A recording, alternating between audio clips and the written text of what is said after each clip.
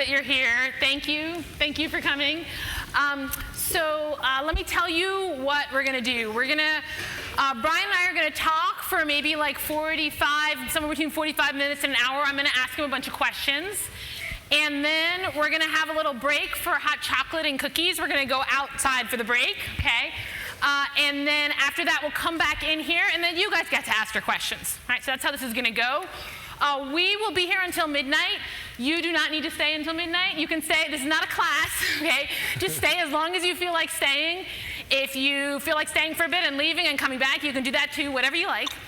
While you're in this room, you have to wear a mask. Okay, Brian and I have exemptions for not wearing a mask because we're on a video, but you guys have to wear the masks, and you can't eat or drink in here. So we'll be having that's why we have the cookies and hot chocolate outside. And I think that's it. Does anyone have any questions about our order of proceeding? All right, then let's get started. Brian, I hope you're going to forgive me. I'm going to give a super short introduction. Okay. Bryan is an economist at George Mason University. He's written a bunch of books on interesting topics. If you want to know what they are, just like Google him, Bryan Caplan. Okay. So we're going to be talking about. Well, let me get the book. We're going to be talking about this book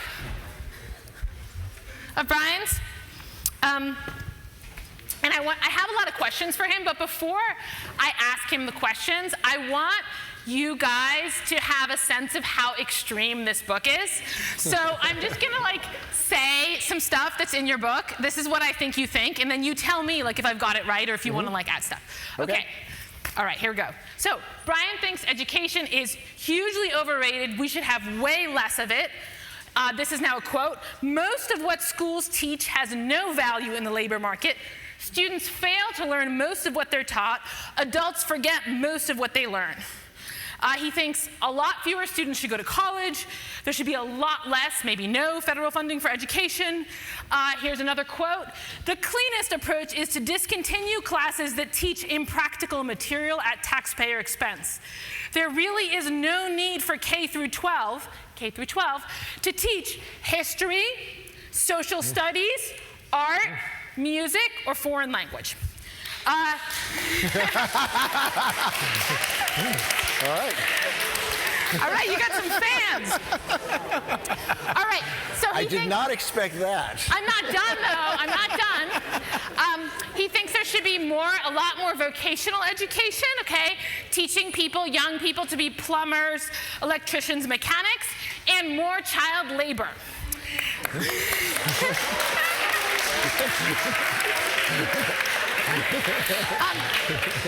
So he's personally a fan of education. In his own case, he's learned a lot of good stuff. He likes it, and he's personally a fan of high culture. But he thinks most people don't get anything out of those things, and we just kind of force feed it to them in school. He says in his book, quote, high culture requires extra mental effort to appreciate, and most humans resent mental effort.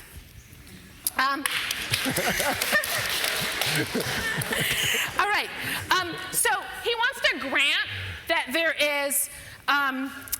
there are going to be financial returns to going to college, right? So if you might know about this. If you go to college, you can expect to make more money over the course of your life. Most of you, let's say, than if you don't go to college, right?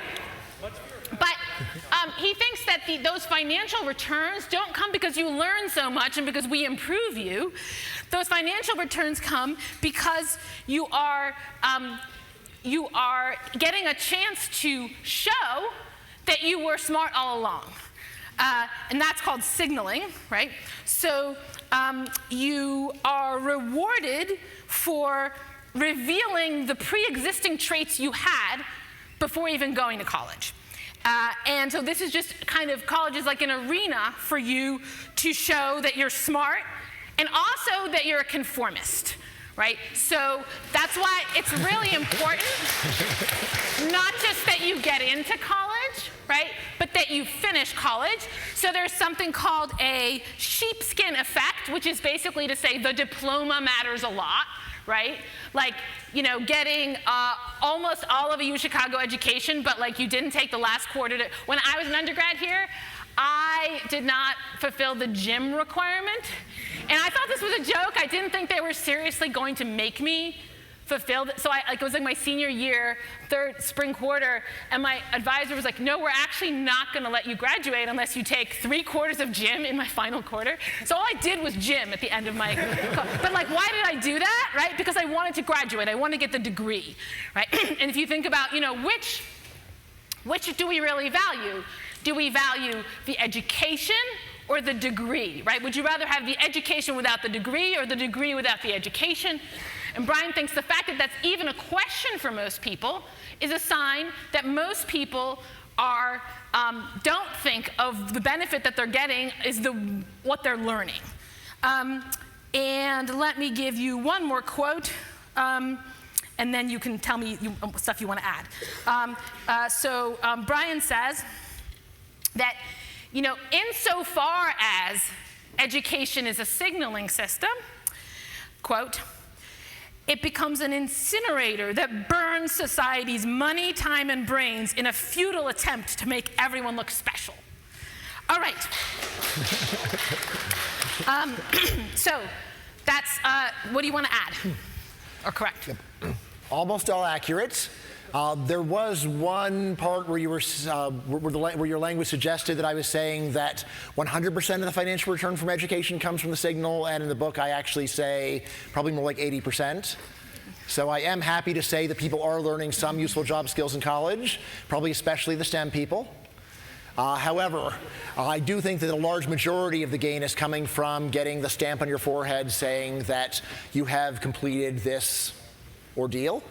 Let's see, and then there was another part where you suggested that the thing that you're signaling is intelligence.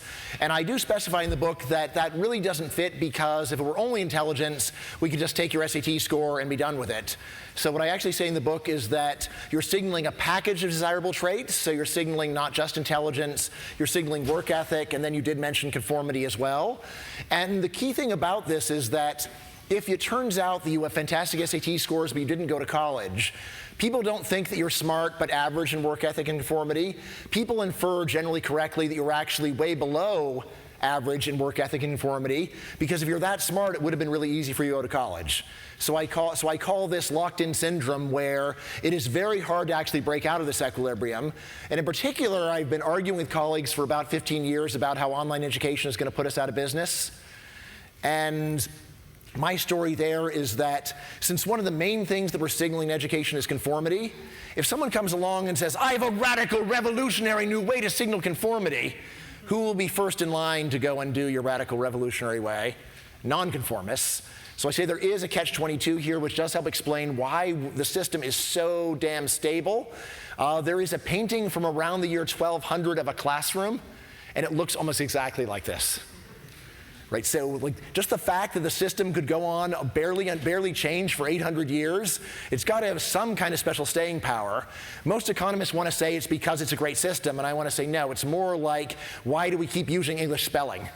It's not a great system, it's a terrible system, but we keep using English spelling because other people are using it, and you seem crazy if you switch over to a better system of spelling, like a phonetic system of spelling. But other than that, it was all good. All right. I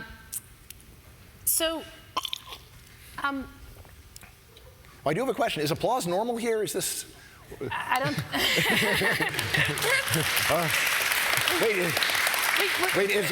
Does applause equal yes is normal, or no? No, it's not normal in my experience. I think they really like your ideas. All right. If you talk at University of Virginia, they do this, and that's good. So I was trying to figure out. Okay. So why not think that this kind of signaling gives employers really valuable information? That we need to know who are the smart, conscientious people, and this is like a really good system for figuring out who those people are. Yeah, great question. So the reason to doubt it is that there's about over $1 trillion of government subsidies on the side of what we're doing right now. It has not passed the market test. That is exactly the opposite of passing the market test. There is very strong reason to think that if you take one narrow way of doing something and pour over $1 trillion per year in its favor, that there are probably much better ways, much cheaper ways of doing the same thing. And again, we don't have to go back that far in history to see how things used to be. So like in 1945, only about 25% of American adults would have finished high school.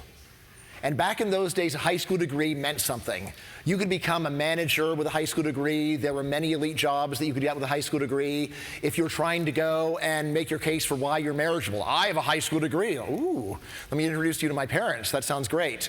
What has happened over time is as the amount of education of the population has risen, the amount of education that you need to get, not do, but get jobs does keep going up. So there's some really great work in sociology where they have been measuring how much education you need in order to get jobs. And here's the striking thing. Of course, a lot of economists will have a very functionalist view and say, well, the jobs are just so much more intellectually demanding than they used to be. Of course, you need this more education to do it.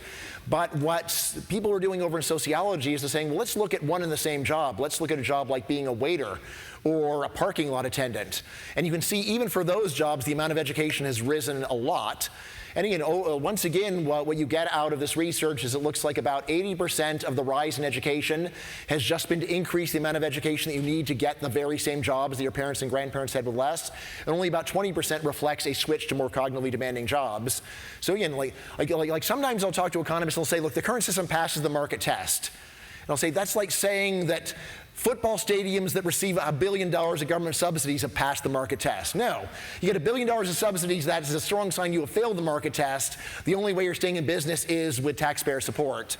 And you're not considering the alternative ways that money could have been spent. So I think that is very much what's going on with education. And again, what happened in the past? What happened in the past was a much earlier start of work.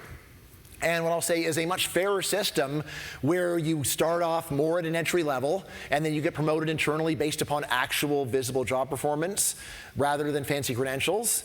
And you're probably going to talk about this later, but just to get ahead of ourselves, people do like to think about our system as being much fairer to the disadvantaged because if you are an incredibly stellar student from a poor family, you can go to the University of Chicago and enter into the highest level of society, and that's true. But that's not looking at all of the people from poor families that don't do well in school and now have fewer options for advancement than they used to. Just think about how bad was the stigma of being a high school dropout in 1945. It just was not that bad because it was 75% of the adult population were high school dropouts. An employer could not afford just to say, I don't even bother interviewing people who dropped out of high school. Whereas now, of course, that would be a very sensible strategy for them because there's not that many people that are good that would be in that situation. And if you are in that situation today, in a sense, you are worse off than back in the old days when education was much more just for the elite. So suppose we, had a lot less or ended subsidies for, say, higher education, and so then poor people, now suppose many of them can't afford to get higher educations, right? And so so it seems like there's going to be different kinds of effects on different subpopulations of the poor, right? So there's going to be some subpopulations where employers are no longer going to take the fact that they didn't go to college as a strike against them, so they're advantaged. And then there's going to be other subpopulations where they don't get to compete in this rat race, right? And so they don't have a chance at the jobs. And so your thought is just that the first effect is bigger than the second one. Yeah, I mean, and again, we don't have to just speculate. We can just go and see how labor markets used to work back when college was very rare. Employers were much more open-minded in the old days. The idea you could say this person's no good because they didn't have a college degree, like, you couldn't run a business that way in 1945. Maybe for your nuclear plants, you have that idea, but for vast majority of jobs, you simply couldn't afford to be that picky because we're throwing away a lot of highly qualified people, and instead you put a lot more focus on let's go and promote internally based upon actual observable job performance instead of the system we got right now where you spend many years in school and then finally you get an entry-level job where you say, all right, well, you got this far, you're probably pretty good, and now we'll actually teach you how to do a job. By the way, if some of you guys are going to law school, it's only when you actually start working in a law firm that you're going to find out what you're doing. So in law school, they basically teach you the law of 12th century England, which is no longer in practice. And when you show up at a law firm, that is when you're going to actually learn it. So, a slogan that I did not make it in the book because I came up with it later is that people like to think about education as being like job training, whereas in reality is a passport to the real training, which happens on the job. So is it possible that employers Like getting that passport does, let's say, teach you some kinds of habits and dispositions. So for instance, like students have to juggle multiple classes, right? And where professors are not coordinating over the, how they give assignments. And they have to learn to manage that kind of workload, and high school students too. And I know you're going to say, because I read your book, that like, why can't you just learn that on the job, right? But you might think that employers, the way that they have kind of like patience in terms of how they deal with employees, right? That they might be inclined to make snap judgments or something like that about employees, whereas like having more time to learn those skills in this kind of context would allow people who would be able to function in that environment to do so when they're actually sort of face that test. I mean, I know professors make a lot of snap judgments too. So again, just to... It doesn't have that much of an effect if a professor, then you have another Yes. class, right? Right. So I would actually distinguish between three things. There's regular K through 12, there's regular college, and then there's the University of Chicago. All right, so these are three very different things. So regular K through 12, I think, actually does a lot to prepare people for the job market in terms of work habits and discipline, because they make you do a bunch of things you're going to have to do on the job. Like you're going to have to be bored. K through 12 teaches you to be bored and to endure it, and guess what? Most jobs are boring. I'm sorry, that's just the way it is. And similarly, K through 12 says you must sit still and do what you're told, and again, that's the real world as well. All right, so anyway, a lot of that happens in K through 12, and when I look at K through 12, I can say, all right, there at least it seems like they are preparing you for your likely future. Now, when you get to the large majority of colleges, the main thing they do is they just rip up all of that useful training and work habits and instead give you a 4-year party. Right now, you're going to say, that's not what it's like here at the University of Chicago, and notice I did mention that. Yes, but I'll just say, so there's been a lot of work by sociologists in looking at what college students actually do. The vast majority of college students in America really are having a 4-year party, and they do almost no work. Right, so very typical would be something like 20 hours of class time plus studying per week for 30 weeks a year. That's what most colleges like. And definitely that is what is like at most state schools that you've heard of, but even at other Ivy, and technically Harvard or Chicago's not an Ivy, but you guys know what I mean, right? Even at other Ivies, the students are generally not that focused on work. They're working a bit more than that. But really, University of Chicago stands out as a place where students actually take their studies very seriously. So probably these 4 years are giving you further reinforcement of that training that you already got in work habits and becoming an excellent soldier in the industrial army. All right. But I would still say that for all of these, you need to say compared to what? So for almost, so again, like if you're comparing it to staying home alone in your basement playing video games, then I'd say all of these kinds of education are an improvement in terms of preparing you for giving you non-cognitive skills that you're going to need. But in terms of the alternative of actually doing a job, then I say that normally a real job is better preparation for real life than college is going to be, or even K-12, because while there's a lot of overlap between the school ethic and the work ethic, there are also a number of major disparities between them. I mean, some of the more obvious disparities is that the work ethic puts a lot of emphasis upon actual results and not much on fairness. And the school ethic puts less emphasis upon results and more on fairness. Right, so to my mind, one of the classic illustrations of this is once when my kids were in 5th grade, they were in a classroom where there were not enough chairs for every student to sit. All right, now if you were in a business and you didn't have enough chairs for everyone to sit, how might you allocate the chairs? It's like, well, some people say, to the people who are most important. It's like, yeah, most people don't want to hear that, but that's probably one part of it. And another one is for the jobs where it matters most whether you're sitting. Right? That was the obvious way to allocate scarce chairs. Also, probably if the chairs have value, you're very quickly, desperately trying to get more chairs for your workers. However, in a school system, what was the actual resolution of how to deal with the chair shortage? No one can sit.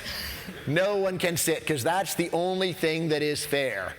Right, now that's just one example, but I think it does illustrate one of the differences and one of the ways in which school is preparing you for a future you will not be in, because you are unlikely to actually be in a job where they care so much about fairness, or you might just say have such an odd sense of fairness that you would rather let everyone suffer than let some people sit down. So could it be that schools teach fairness? Well, they try. They try. Now, so later in the book, I do talk a lot about not just the ideal of trying to improve people, and yes, that's a wonderful ideal, trying to improve people, because people aren't that good, right? People could stand to improve a lot. However, there is a world of difference between trying to teach fairness and successfully doing so. Right, so now, so in the book, I try to go and find as much of the evidence that there is. One thing that's telling is that there's very little actual effort to measure the effect of education on fairness. You probably, as a philosopher, know about a few semi-tongue-in-cheek studies on whether philosophers are in fact more ethical than other people. Right, so, and yeah, that doesn't seem that they are by most measures. Even the ethical philosophers aren't especially ethical. You can understand the philosophers of language being jerks, but the ethicists surely should know better, and yet, so again, there was an original one that looked at like stolen library books and found that the ethics books were getting stolen at least the normal rate. Correct me if I'm wrong on this one. I haven't looked at this in a long time, so but that's my memory. But then I think there's another one that just surveyed philosophers and asked them things like, do you remember, how often do you call your mother, and so on. Yes, obviously there could just be that it turns out that true ethics says you should never call your mother. But I don't think that was their position. It was more on the lines of, mom interferes with getting philosophy done, so tough luck, mom. Now, of course, those are, like in a sense you might say, well, that's just one case of one particular discipline. On the other hand, it is one where you think if there ever was going to be an effect, it ought to be there, right? These are people who study ethics for a living. And so if the study of being a better person actually made you a better person, you think you'd pick it up in that case. I mean, if it were the other way around, it turned out philosophers are wonderful, and then you say, therefore, all education teaches fairness. It's like, probably we should double check that anyway. But if even the ethicists are not especially ethical, that should make us doubt that this is doing much. Probably more likely that school teaches people to pretend to be fair, right? Teaches people to say things that sound good, right? But that, have you ever noticed there are people who talk a lot about how really important it is to be a nice and fair person, and then you look at their behavior and it's questionable? Have you ever observed this in your entire life? So, yeah, I think I have seen this. So there are two facts about employers that you advert to that I found interesting in your book. And I don't know whether they're more recent changes, but one of them is that employers underreact to bad employee signals. Mm-hmm. So, like if you're not doing your job that well, like your employer is not like that likely, and not as likely to fire you as they should be, right?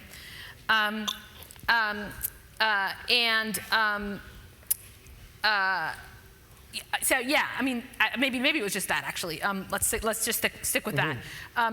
And so you might think that if you're going to be stuck with an employee, if you hire them, then you need stronger signals. And if employers have gotten like nicer and nicer in the sense of wanting to foster this fraternal culture, then you would expect that they would, put it like one place where you see this very much is in academic hiring, right? I think academic hiring is very conservative and very, very credential based, because when we hire someone, we kind of expect to tenure them, and then not in Chicago. Yes, yes, it is true in Chicago. My friends who were denied tenure say it wasn't so, but like you could expect to tenure someone and not have that expectation. Oh yeah, met. that's right.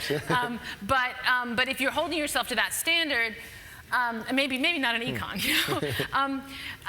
then you're gonna have this really high bar for hiring, and you're gonna want these really strong signals. So is that like, do we possibly need stronger signals than we used to? Yeah, so that's a great question. This is the kind of thing that if you just talk to most economists about it, they'll often give you a rather stilted and implausible story. So I know there's a lot of economists who say, look, as soon as you see that a worker is not as good as you expected, you'll immediately fire them. And this is actually one of the main objections to my whole story, is saying, look, it can't possibly matter that you have a special credential, because if it turns out that your credential overstates your ability, then employers will quickly find out, and then they will flush you, and that's the end of the story. Now, if you actually look at empirical work on how firing works, this is not how it generally is at most firms. Most firms do not instantly fire you as soon as they decide that you're disappointing. Now, there's some very simple reasons for this, like suppose that you turn out that you're at the 49th percentile of expectations. Do you really want to go through a whole other job search because the person is 1 percentile below what you expected? Probably not. It's like, well, they had to be really bad before you'll say, let's fire them, and then do another job search and hope that it works out better. So that's part of what's going on. Right? So another thing, though, is that human beings tend to get emotionally attached to human beings once they know them. Right? So I have talked to students, so actually at my school at least, most of our students have jobs, and I ask them, say, is there any person at your firm that is known to be incompetent? And everyone raises their hand. Every workplace has a person that is known to be incompetent, right? And it's what's going on. So part of it is just part of it is that people just feel sorry for them. Especially the nice incompetent people tend to hang around. If you're a mean incompetent person, then there is often a push to get rid of you. But if you're a nice incompetent person, then people often say, "Oh, we met their kids. We're going to feel sorry for them. What are they going to do?" Or you might just wait till the next recession when you feel like you have to let someone go, and then you get rid of them in that case. All right. Now, of course, there's also legal problems where you might be worried about getting sued. Right, so that's also at least somewhat important, especially like if you are hiring lawyers. You really have to worry about lawyers suing you. They know a lot about what's going on. All right.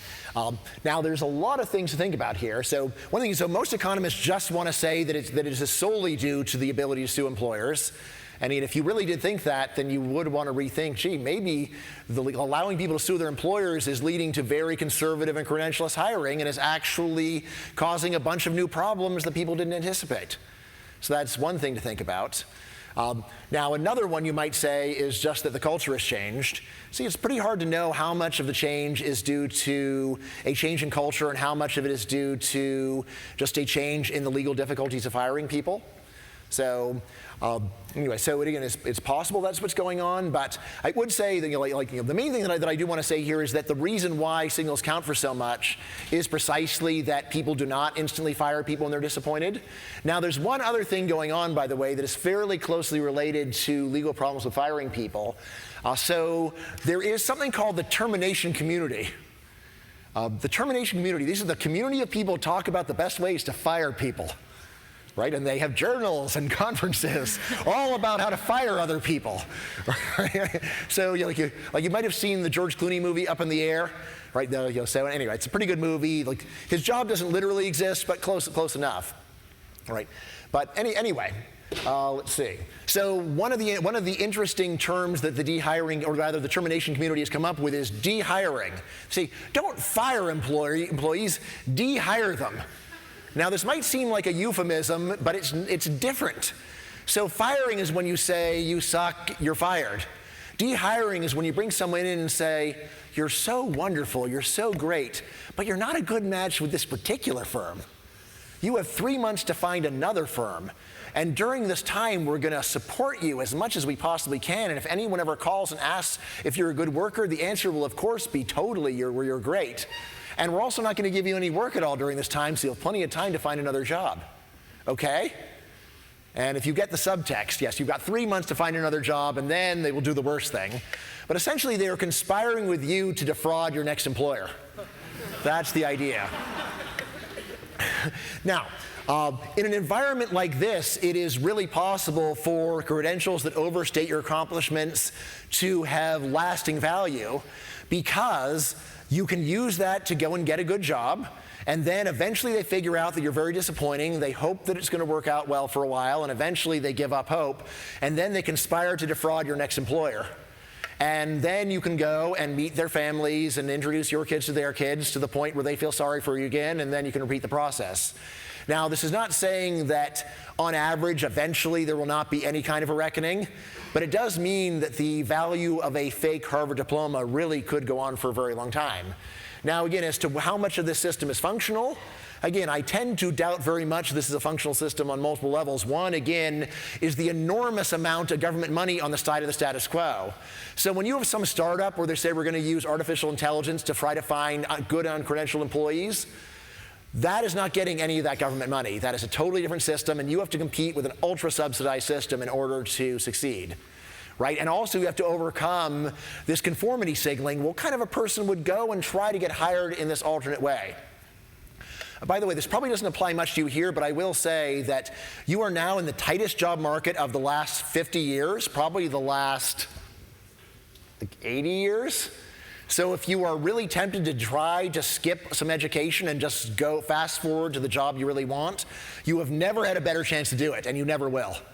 Right? So if you just think you can talk your way into the job that you want by saying, look, I'm really good, I'm really motivated, I know this stuff, I know I don't have a degree, but you're desperate for workers and I am your person, this is the best time to try that. Also the best time to try a job shift. If you know, or career shift, if you have any friend who hates their job and there's something they dream of doing, this is the time to say there's never been a better chance to just overcome your lack of the right signals and just see what happens. Just ask and try. So this is the time when signals count for the least amount and where employers are more open-minded than they normally would by a lot. So there is that. So the reason I was asking about these employer practices is that those employer practices are not being supported by federal money, right? It's just that the employers don't, they want to be nice, et cetera. And so that's a way in which the system is being driven. Well, there's two things. So anytime government puts $1 trillion plus on one particular way of doing things, this subsidy reverberates throughout the entire system. So if everyone that you're hiring has faced these incentives, this totally changes the credentials that the pool of people that you're hiring or thinking about hiring will have, and it makes sense to cash in on that. So yes, so if almost everybody is getting a subsidized, all your potential workers are getting a subsidized college education, then of course it makes sense to take advantage of the fact that that signal is out there, and it also makes sense to really worry about people that don't have the signal. Like, well, what's wrong with this person? Why doesn't this person have what all the other applicants have? And again, important to remember that employers are not in the fairness game, they are in the making money game. So if you say, look, in this stack of 100 applications that you just threw away, there's probably 5 great people. It's like, well, unless you got an algorithm for finding the 5 out of the 100 without me having to talk to 100 people, that's too bad. Right? And the other thing to remember is there is also a large regulatory / lawsuit apparatus that is helping to sustain this entire system. Right? I'm not saying that dehiring would not go on without government lawsuits or regulation, because it also fits with human nature. Right? Y'all like say, maybe you don't. How many people? You guys do watch The Simpsons? Don't break my heart and say you don't know The Simpsons. All right, so yes, now Montgomery Burns actually takes sadistic pleasure in firing human beings. Fire that man, Smithers. But almost no human being is like that. The reason why there is they always say there are actually consultants that people hire to fire other people is because it is so distasteful. People hire consultants to fire other people for the same reason they hire other people to clean their bathrooms. They don't like it. It feels icky. So there is basic human nature that makes it hard to fire people, which is already out there. But if on top of that you also have the fear of getting sued, combined with this dehiring method of foisting an incompetent person on another person, on another firm, then you put all that together, and these are other ways the government is sustaining the system. But again, I'm not saying that this wouldn't go on otherwise, because it is basic human nature not to want to hurt the feelings of a person that you can see. So you teach, and you say in your book you love teaching, and I wonder why, and Excuse me. And why you don't. Oh man. You okay? Oh.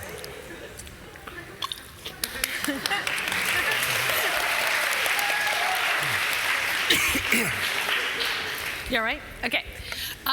Why you might do you don't, I guess, put the totally minimum amount of effort into your teaching, right? That you could. But I guess you think that, on the whole, your teaching is a waste, right? Just like anyone else's teaching? Well, let's see. Economically, I can't defend it. No way. In terms of philosophical value created, then I can say, well, I'm exploring the world, the wonderful world of ideas, and my top students are doing it with me, and we're having a fantastic time. I would do this for free, and I'll actually say during COVID, I did it for free. When I didn't have any regular students, I just found some students and had them come to my house because I hated the isolation so much, and I do love getting to go and talk to students who actually care. On the other hand, in terms of whether this is something where they're willing to pay something that would actually where I could actually do it for a living out of their own money, then I can't honestly say that's going on. And in terms of useful skills, so I mean, like here's one of the main things I can say is I think that what I'm teaching would have great value if the world would listen to me. However, I have a lot of experience of the world not listening to me. There's only one book that I've written where I am very confident that the social value is actually really positive and really high.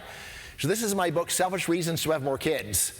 Why am I so convinced this book has a lot of social value? Because I know of well over 100 specific people who had additional kids because of that book. All right. Now, if you just put in a typical economist's value of life of like $10 million per person, that book created over $1 billion worth of value. Now, I collected less than 1% of that value, but I feel really good about it, and especially when I meet the people that would not exist but for the book. There actually is a YouTube video of a dad and his daughter thanking me for convincing him to have her. Yeah. Right, so I will say that book, in terms of social value, justifies my whole career, even if I don't do anything else useful. But the other books, like My Open Borders, like this, if it could convince a lot of people, then it would have trillions of dollars of value. But I wanted to convince people. I just don't think it is a reasonable prediction to think that it will, because people are so stubborn. The reason why the kids' book can work is I didn't have to convince society to rethink about child rearing differently. I just had to convince a few thousand people, and then people exist because of my words. So that is what I think of as my demonstrable value added. And then the other stuff is stuff where I say it has philosophical value. It's something where I feel good thinking that some thoughtful person in 100 years will read the book and say, oh yeah, this is really cool.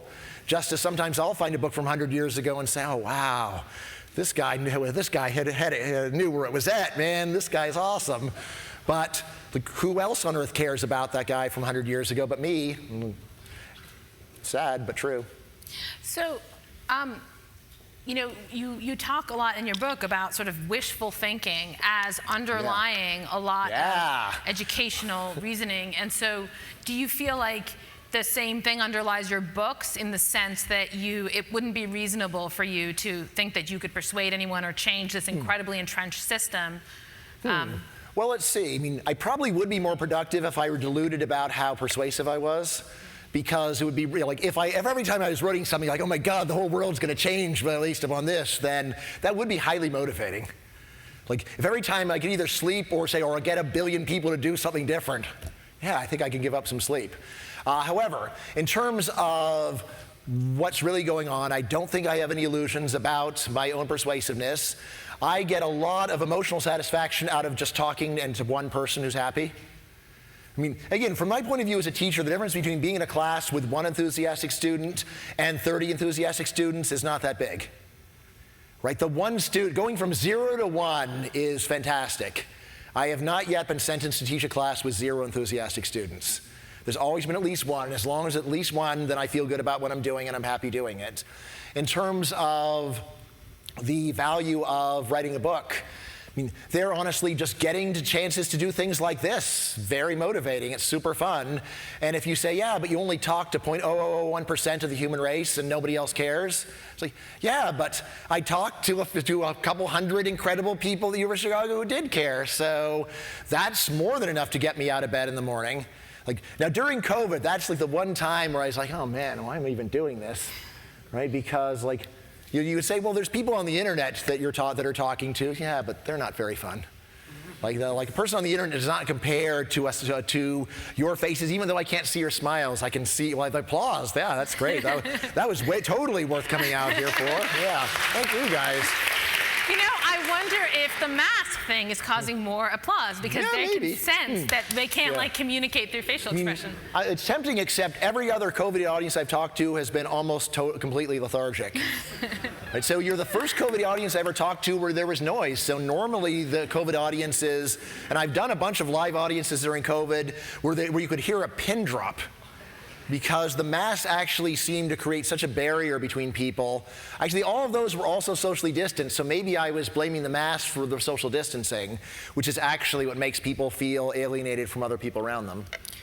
what do you think are the goods of education, the goods that can be gotten through education, that are not goods for other people? So if I get skills, right, in effect, that's useful for other people, and I can make money off of it, right? But what are the goods for the person themselves? Right, so I have a pep talk that I give in favor of college to anyone that will listen. And it just says that no matter where you are, you could be at a community college that you've never heard of, and it is almost certain that there are several fantastic faculty there who would love to meet you. All you have to do is make the effort to find them. Right, so universities do house at least a number of enthusiastic people who are totally devoted to their subject.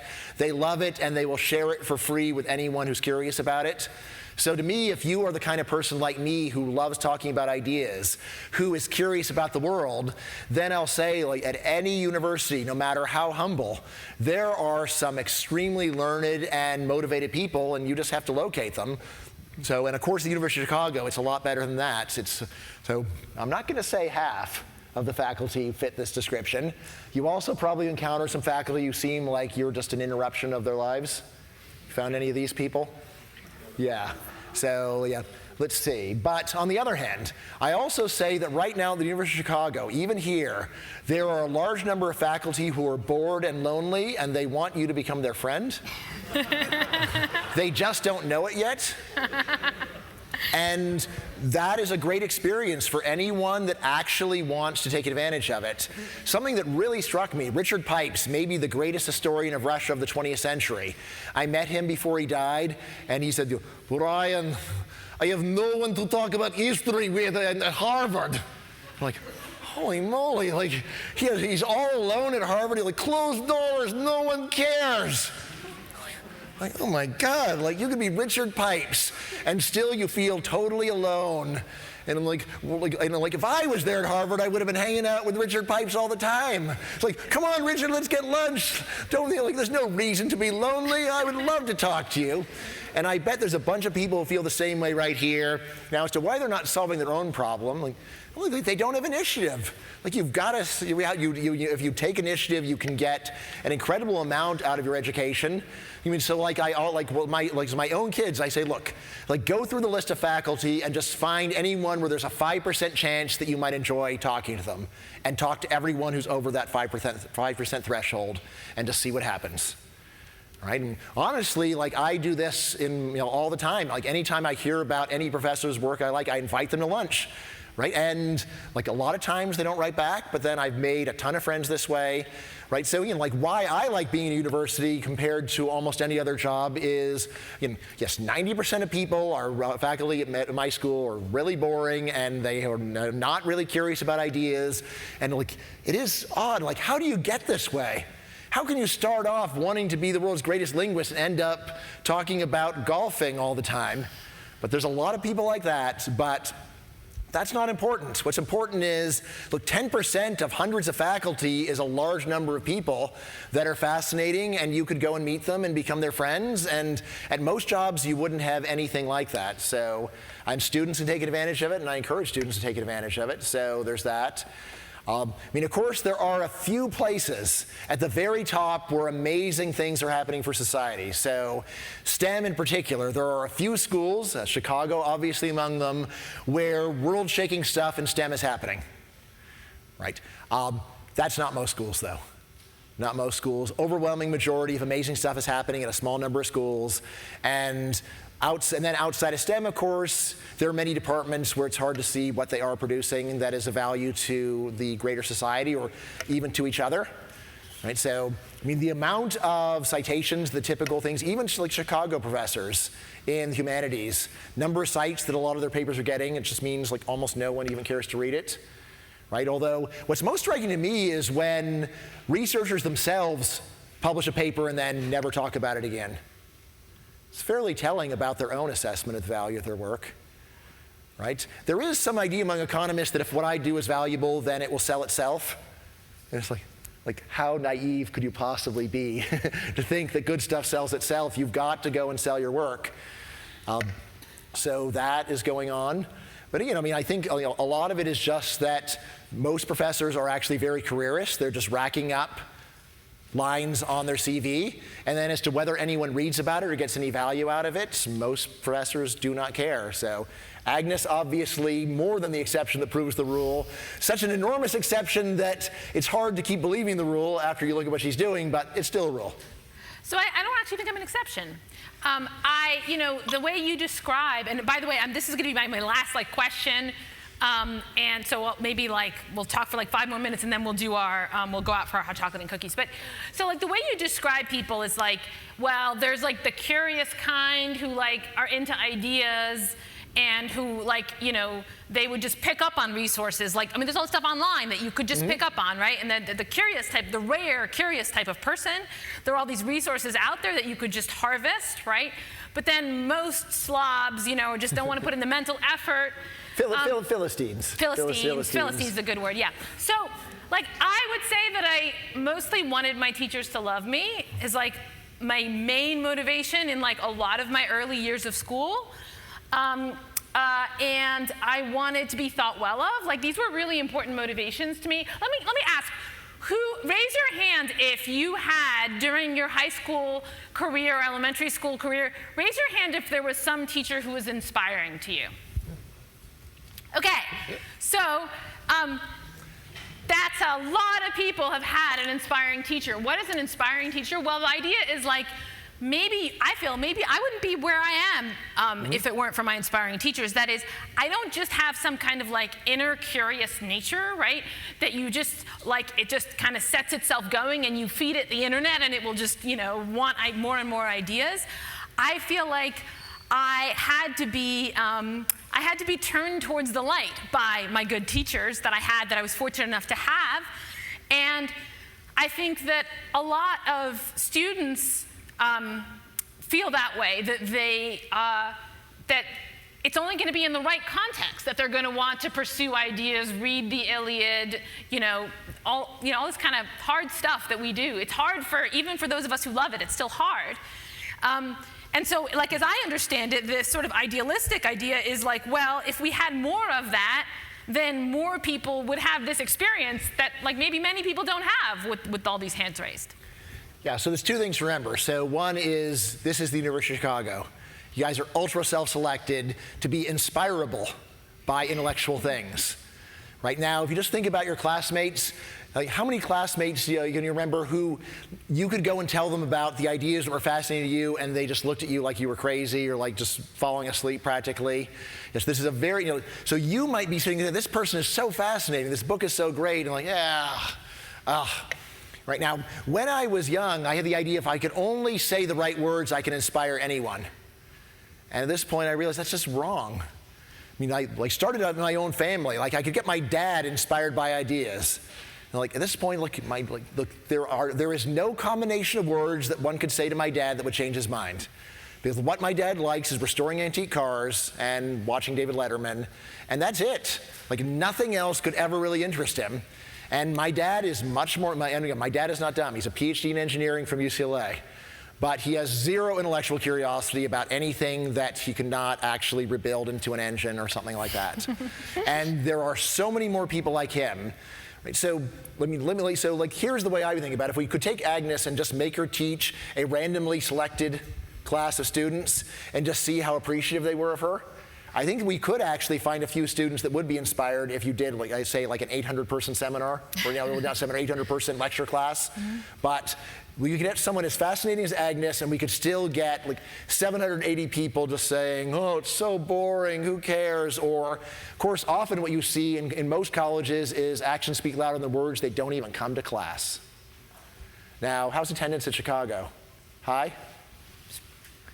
Yeah, pretty high? I find it to be pretty good. Yeah, but I make students come to class. Right, yes. So, all right, so pretty good when I take attendance and tell them they'll get a lower grade so if they don't come. Steven Pinker at Harvard, who has won multiple awards for being best teacher at Harvard, he writes that usually gets about half of students in his class showing up for class. Well, you got to take attendance and force them to come for their own good. You think if he were that inspiring, right? It's at a pretty high level where, it's at a knife edge with this person. They would be inspired if only you forced them to show up by giving them a bad grade, and otherwise they're it's so boring, right? So I don't think it's so crazy that part of how you inspire students is telling them, you got to come to class? I think it's more like the overwhelming majority of the students who have to come are bored out of their minds, and that's why they don't come. And again, what is fascinating, I think this is this way. So, like, I'm fascinating for a professor, which means I'm much worse than almost any television show in terms of the eyes of students. So, I mean, I'm not even like a good show. I'm not like Squid Game. I'm like, Friends reruns. I can't beat Friends reruns. So anyway, so that's one thing, is just to realize how self-selected this audience is. And again, not just for being good students, but for being curious. Right? That is like the legend of the University of Chicago, and from almost everyone I've talked to, the legend is actually true.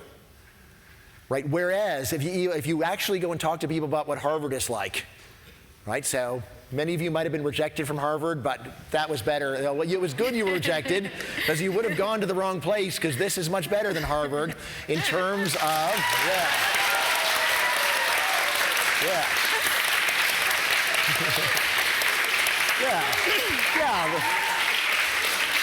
Bryan, I have never had a guest flatter my students as much as you have. Yes. I mean, if Harvard students are watching the video, prove me wrong. Invite me and applaud louder than this. Right? Let's just show me what happens, and without masks. I want that too. But anyway, so that's one thing. Now here's the other one. Like, as much as I value opening up a person's mind and inspiring them, it's still fair to say, at what cost? Does it make sense to spend $1 million worth of taxpayer money to turn a student onto Shakespeare? Does it make sense to say, all of you people that don't appreciate it, tough luck, cough it up? Right? That's one where I really have to say it seems pretty unfair to go and do that.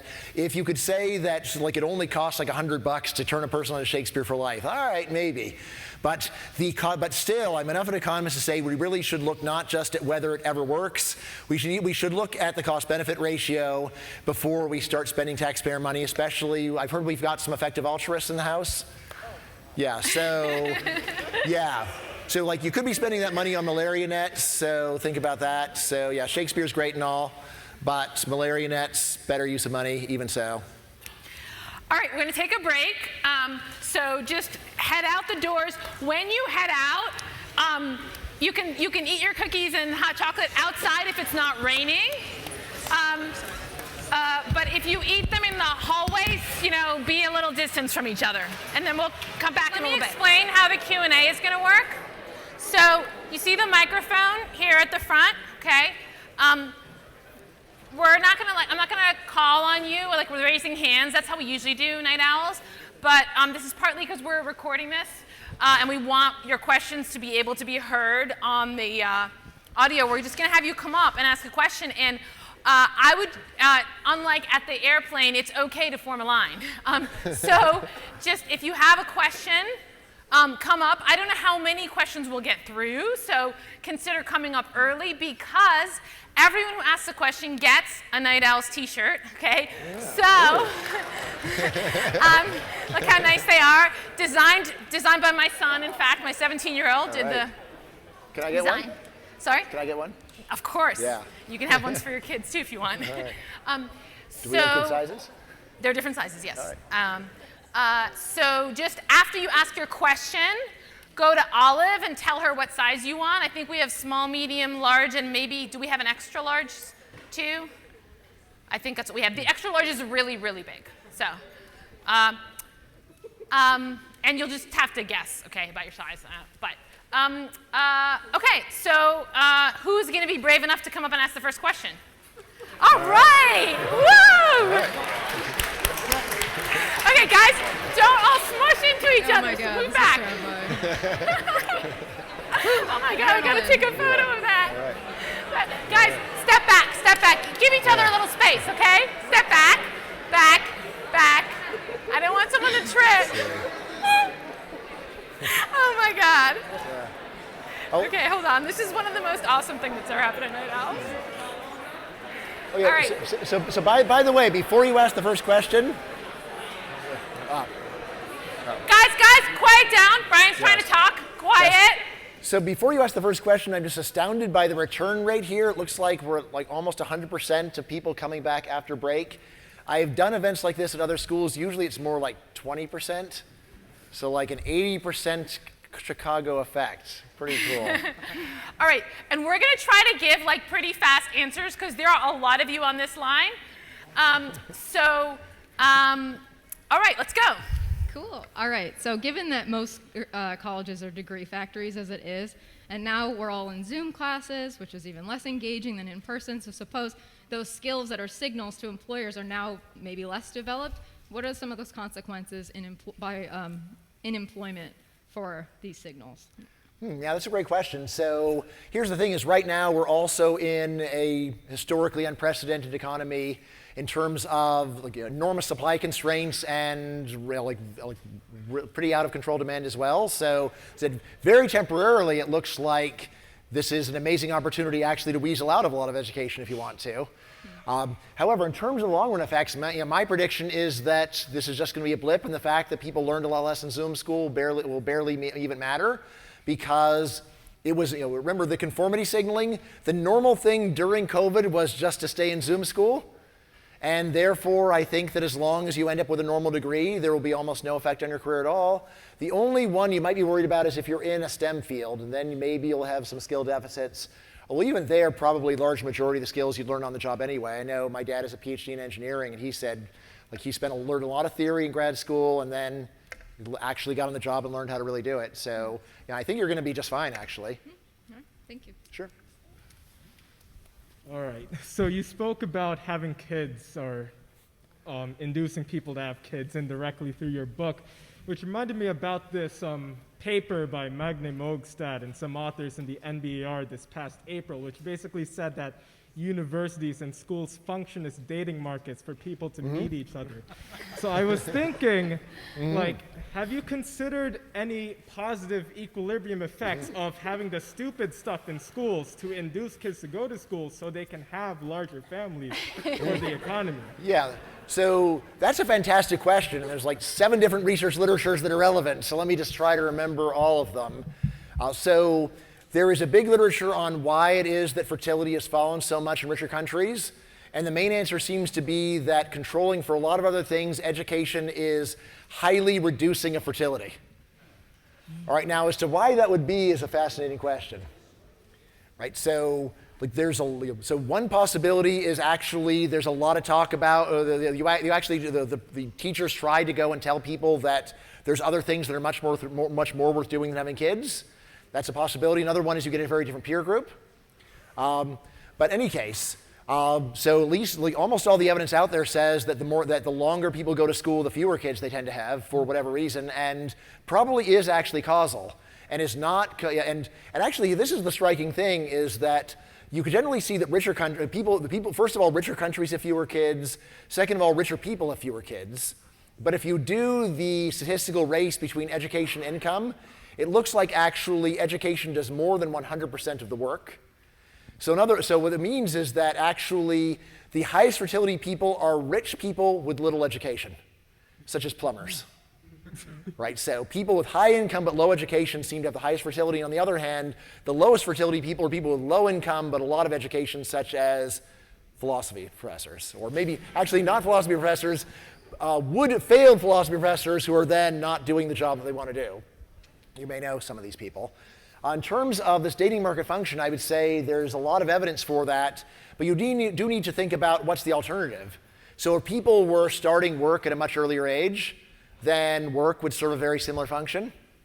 Right? So as to why school would be better than work, it's less clear. I mean, a few years ago you might have said, well, the big difference between school and work is that at work we now have a lot of laws that really heavily discourage any kind of dating on the job, whereas school is still sort of a free-for-all. Now it seems like perhaps people are trying to close that loophole of school as being a free-for-all, and instead making it more like work, where you've got to be really nervous to date anyone. I don't know what's going on here, but at least when I walk around Vanderbilt, I am appalled by the extent of gender segregation there, and I'm just like was this the way it was? So I don't know what's going on here. So that's totally speculative, but again, so maybe you could say that if you have really penalized workplace dating enough, then this can take over. Although actually, it seems like the main reason almost anyone is meeting anyone at all now is through internet dating. You just look at the way that people meet their significant other or their spouse. Internet used to be at 0, and now it's the #1 way that people do it. So internet to the rescue to save the human race. Great, thank you. Yes. Hey, so Professor Callard earlier mentioned something about child labor. Can you expand on that? Yeah, sure. Right. Yeah, I'd be happy to. So there are many different kinds of child labor. There are the kinds that come to mind I am not in favor of. Yes, putting a kid in a mine, I think that's a bad idea. Going and having them be chimney sweeps, yes, a bad idea. So there are many jobs that are a very bad idea for kids, and this is what people usually have in mind when they hear about child labor. But literally all that it means is kids having jobs, right? And there are many jobs that kids can have where they are at least no more unpleasant than school, right? And they acquire useful skills, which they often are not getting in school. Right? So when you put that together, then it's like, well, what's so bad about kids having jobs? Right? So a kid works in a donut shop. Right? That's something where you say, well, that's not really fun for the kid. It's like, well, do you think school is fun for the kid? It's like, maybe he actually dislikes it less than what you're doing in school, and on the other hand, he's also getting some useful skills. So that's at least where I would start. Now, here's what's really interesting about US labor law for child labor. There are a few exceptions. There are a few jobs for which it's perfectly fine to employ a child. Exception 1, family business. So if you have a family donut shop, you can actually get your 8-year-old and have him work there, no problem. All right, another one, newspaper delivery.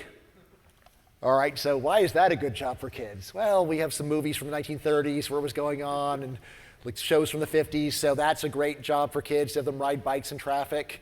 All right, like, it's a strange one. And then, of course, entertainment. You know, we got to have child actors, right? That's really important. So anyway, of course, the rationale for why it's okay to have family employment is people think that people's parents will at least have their best interests at heart, and maybe they'll be wrong, but at least it's in the realm where we should defer to the parents. And I say that principle should apply to also a kid getting a job for someone else. We should rely upon the parents' best judgment. There are so many other things that we allow parents to do. So your parents can go and take you to a country that's in the middle of a civil war. They can do that. Your parents can do all kinds of high-risk hobbies with you. They cannot, in most states, they cannot skydive with you, so they can't do that. I was originally going to put that in the book, but anyway, not that. So anyway, my general view is that our presumption is that parents are the best judges of kids' interests, and I see nothing about the large majority of jobs that kids might do that would suggest that we should override that.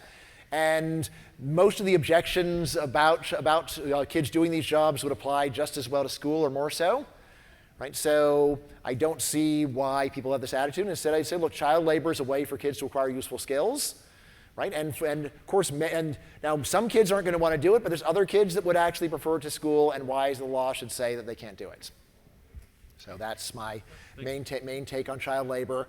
And again, I do say child labor knowing that people have negative connotations, but it is one of those terms I want to reclaim and say all that it means is a kid having a job. And what's so terrible about that exactly? Thank you. Sure. Can I just add on a question that I was curious about with that? So you talk about how, and then we'll get to your question. So you talk about how, you know, instead of school, instead of high school or whatever, kids could work. But it matters what the relevant alternative is. Maybe if we didn't have them go to high school, they would just be in their parents' basement playing video games. Suppose that you knew that the alternative, say, for a given population was going to be being in their parents' basement playing video games. In that case, would you then favor the forcible education, or would you say, no, let them play video games? I guess I just want to find out how bad it's going to be. What do you mean, how bad? I've already told you they're going to play video games. Yes. You know, yeah, but then does that mean that they become heroin addicts and they die at 25? We don't know. I mean, all we know is they're going to play the video games. Yeah. So yeah, like basically their parents just don't exert any discipline at all, or have no guidance and no standards. And I mean, a lot of parents might find it hard to make their kids get a job. I think I find that hard with my kids. My kids don't want to get a job. And so, like, suppose they didn't have to go to high school. It used to be really easy. Yeah, but parenting has changed, right? Parents are, maybe we're just kind of weaker now.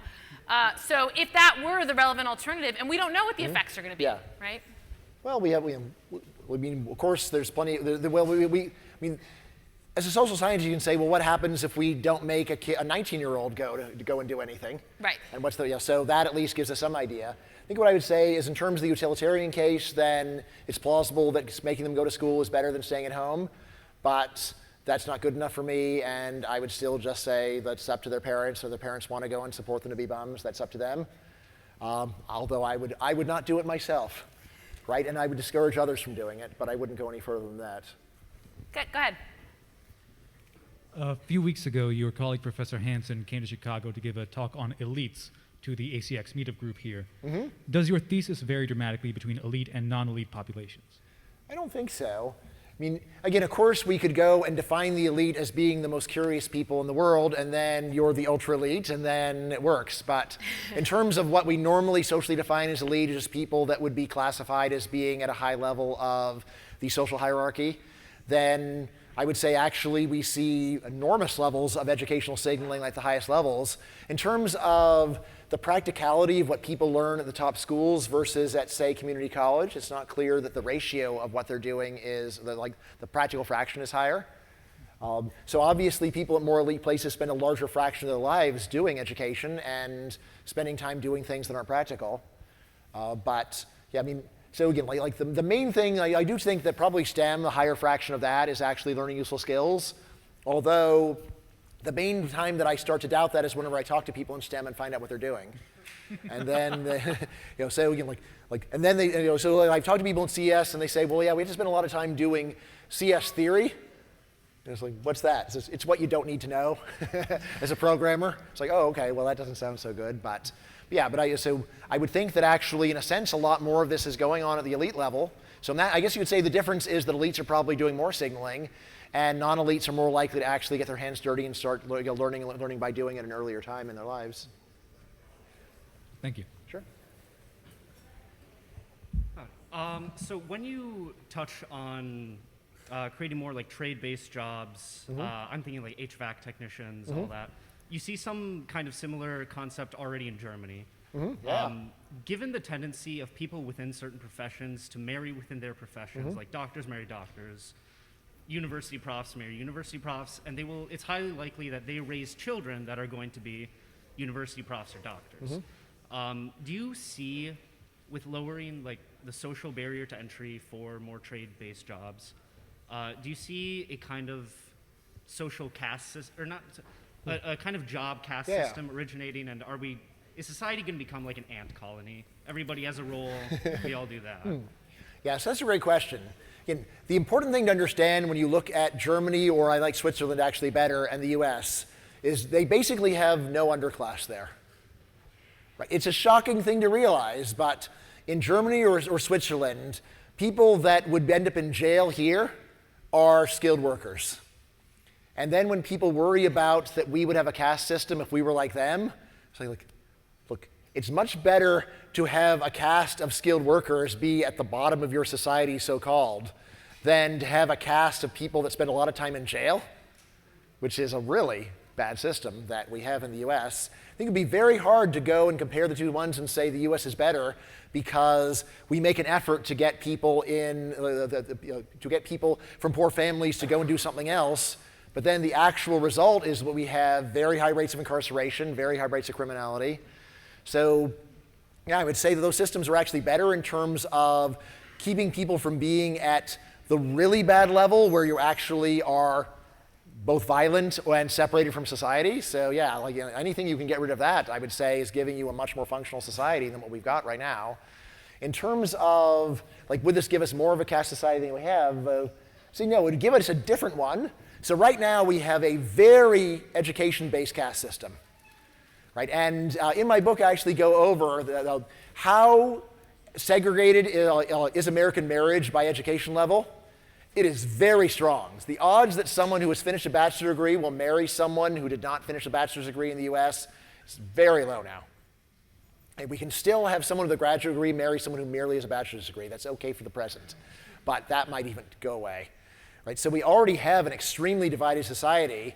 It's just that right now education is a much bigger barrier than other things. And I would say, why is it that why is it better to have people that are sorted based upon educational credentials rather than based upon their career success? So I mean, right now, actually, it still is probably okay for someone with a degree from Chicago, but who is, ended up doing disappointing, their career is disappointing, to go and marry someone else from an elite school who's more successful, right? And so you could do that, but yeah, I mean, really, like I say, we always have these caste systems, so really just think about what are the more functional ones. I don't see why having one where people go like, ew, you didn't graduate from college is the better caste system. I mean, so again, I guess it's better than their shadow can't cross my shadow or something like that, but still, it doesn't seem all that great. Thank you. Yeah. So if we as a society have already decided it's okay to subsidize industries which don't, in your kind of limited definition, give benefit to society, say, fossil fuels or fisheries, industries which need subsidization in order to continue at their present level, then to put it somewhat frankly, who are you to say that education has less of a value than those industries? Yeah, that's a great question. So one, of course, is that education is very heavily subsidized compared to almost any other industry. In a way, you can think of it as the biggest kind of industrial policy that we do. Fossil fuels, so there are some countries around the world that do on-net subsidize fossil fuels. However, the United States is not one of them. You have some subsidies, but the taxes are much larger than the subsidies overall. And Europe, it's much more extreme. So that would be a case where I'd say that we're discouraging the industry.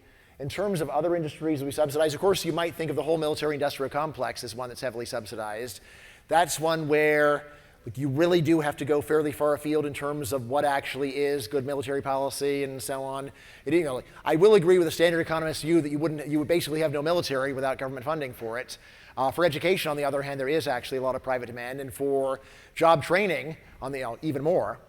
So I guess I would say that in a way, as soon as you are subsidizing industries, the only way that you could do that in good conscience is to say we're open to criticism about whether or not it's wise to do so. Right? The whole case for subsidizing industry is to say that this is an industry that yields great benefits relative to what market demand would be. So again, writing a book that is the usual view of education, is that it is yielding great benefits above and beyond what market demand would be. And what I'm saying is actually that's a mistake. So I guess that would be my main answer is, anytime we're subsidizing it, it does deserve scrutiny. Most economists are very skeptical of industrial policy. And even now it is kind of a negative term, where it's like, oh, you want to go and pick that this is going to be the thing that's going to be the great industry of the future, but how do you know? Right, so I guess that's where I'd go with that. Yes. Howdy. Hello. I think I found a lot of the points that you made today, to my mind, sort of misguided, and in a lot of ways sad. Sad in the sense that they sort of draw away from hoping or thinking about what education could be.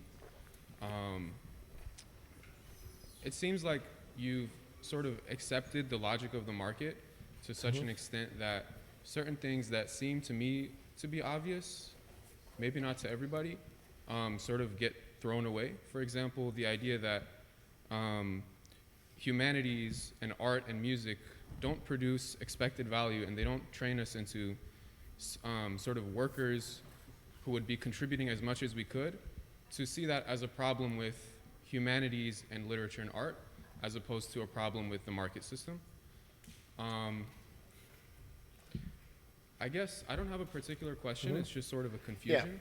Yeah, so it's a totally fair criticism, first of all. Yep, no. Right. So first of all, totally fair given what you've seen. The book has a whole chapter on these questions. There are a lot of humanities professors who've written negative reviews of the book saying Caplan is a knuckle-dragging Neanderthal economist who can't see that there could be any purpose of education other than job training, but actually it has higher value. And my reaction is, look, I can understand reviewing a book that you haven't read. We all do that. But to review a book when you haven't read the table of contents does seem negligent. So I do have a whole chapter on this, and here's what I say. First of all, I am an enthusiastic proponent of literature and the arts and the music. I love this stuff. I really do. Like German opera. I love German opera. Right? So Tolstoy, Russian literature, this stuff matters so much to me. But then I say I can understand the idea that these are what economists call merit goods. They have value even if people don't appreciate them. But this still does not justify what we are doing if we don't successfully inspire appreciation for these things. You should not give schools credit for inspiring love of literature unless they really do. You shouldn't give them credit just for their good intentions. So if schools say, look, we teach literature so that people will learn to love Shakespeare, and that's what we'll say, all right, great, show me all the Shakespeare lovers that you've inspired. Now, I bet here we can find some. But in the data, they're almost invisible because they barely exist. Right? And the same goes for almost all other kinds of high culture that schools are pushing on students. We just don't see that they successfully actually make people appreciate these things. So in the book, I just talk about things like, well, let's take a look at the actual sales of books involving high culture, actual consumption of music that is high culture. And by the way, I'm not saying that what is standardly high culture is the only good stuff. There's a lot of great new stuff that's happening right now on Netflix, say. But the main point of this is to say if schools don't succeed in converting people to love the stuff that they're pushing very hard, then we should not go and give them piles of money on the assumption that they actually deliver this, because they don't. Now, if you say like Agnes did that maybe a few people are saved, that is where I'm going to be enough of an economist to say, how many people do we save? How many Shakespeare lovers do we have as a result of all the Shakespeare that we make people do in high school? And if it turns out that we can get a Shakespeare lover for $100, I'll say, all right, that's pretty good, awesome. On the other hand, if it's like $1 million per Shakespeare fan, it's like the world is too poor to spend money that way, right? There are malaria nets that we should be spending money on instead. So yeah, so I definitely do not think of job training as the only possible function for education, right? I don't know if you get this, but I love the world of ideas. Right? Like when there was a professor I knew who quit academia to become an economic consultant, and his salary was multiplied by 5, and I pitied him. I really did. I felt sorry for him that he would go and give up such great stuff in his life just for money. But again, like even when someone has high intentions, it still does make sense to say, do you deliver? Thank you. I think just quickly before I go, I would say I think the idea that schools deliver appreciation for the humanities and arts primarily through high culture sort of at least doesn't match my experience. In art classes, oftentimes you're not studying Monet or Picasso and something that's so difficult for children to understand. And also I would doubt that sort of the idea that you take that people are not naturally curious and that only a very small self-selecting group of people actually can appreciate high art. I think that is probably has more to do with market conditions than with the intrinsic sort of way that elements of art work. So when people are struggling for survival, they find it difficult to take the aristocratic leisure that, some colonist had to paint his paintings. But there's things like public libraries, there's things like music classes where kids learn instruments, and I don't think that these are things that take so much money and so much time. A lot of times, an ordinary teacher can deliver what I would call infinite expected value or infinite, because I don't think of it in terms of numbers necessarily, to a child through a basic class like that. So I guess I'd say a few things. So one of them is we tend to neglect the kids that are miserable in these classes because they're often required. I know a lot of these kids, they include my kids, right? Kids that are suffering in a music class and just hate every second of it, right? So like we should remember them, especially when we're talking about requiring it. In terms of infinite value, I say that sounds good, but that can't possibly be true. So look, there's finite resources, and if you say one thing is infinite value, then that means that we should put all resources that exist into that infinite thing in order to do it.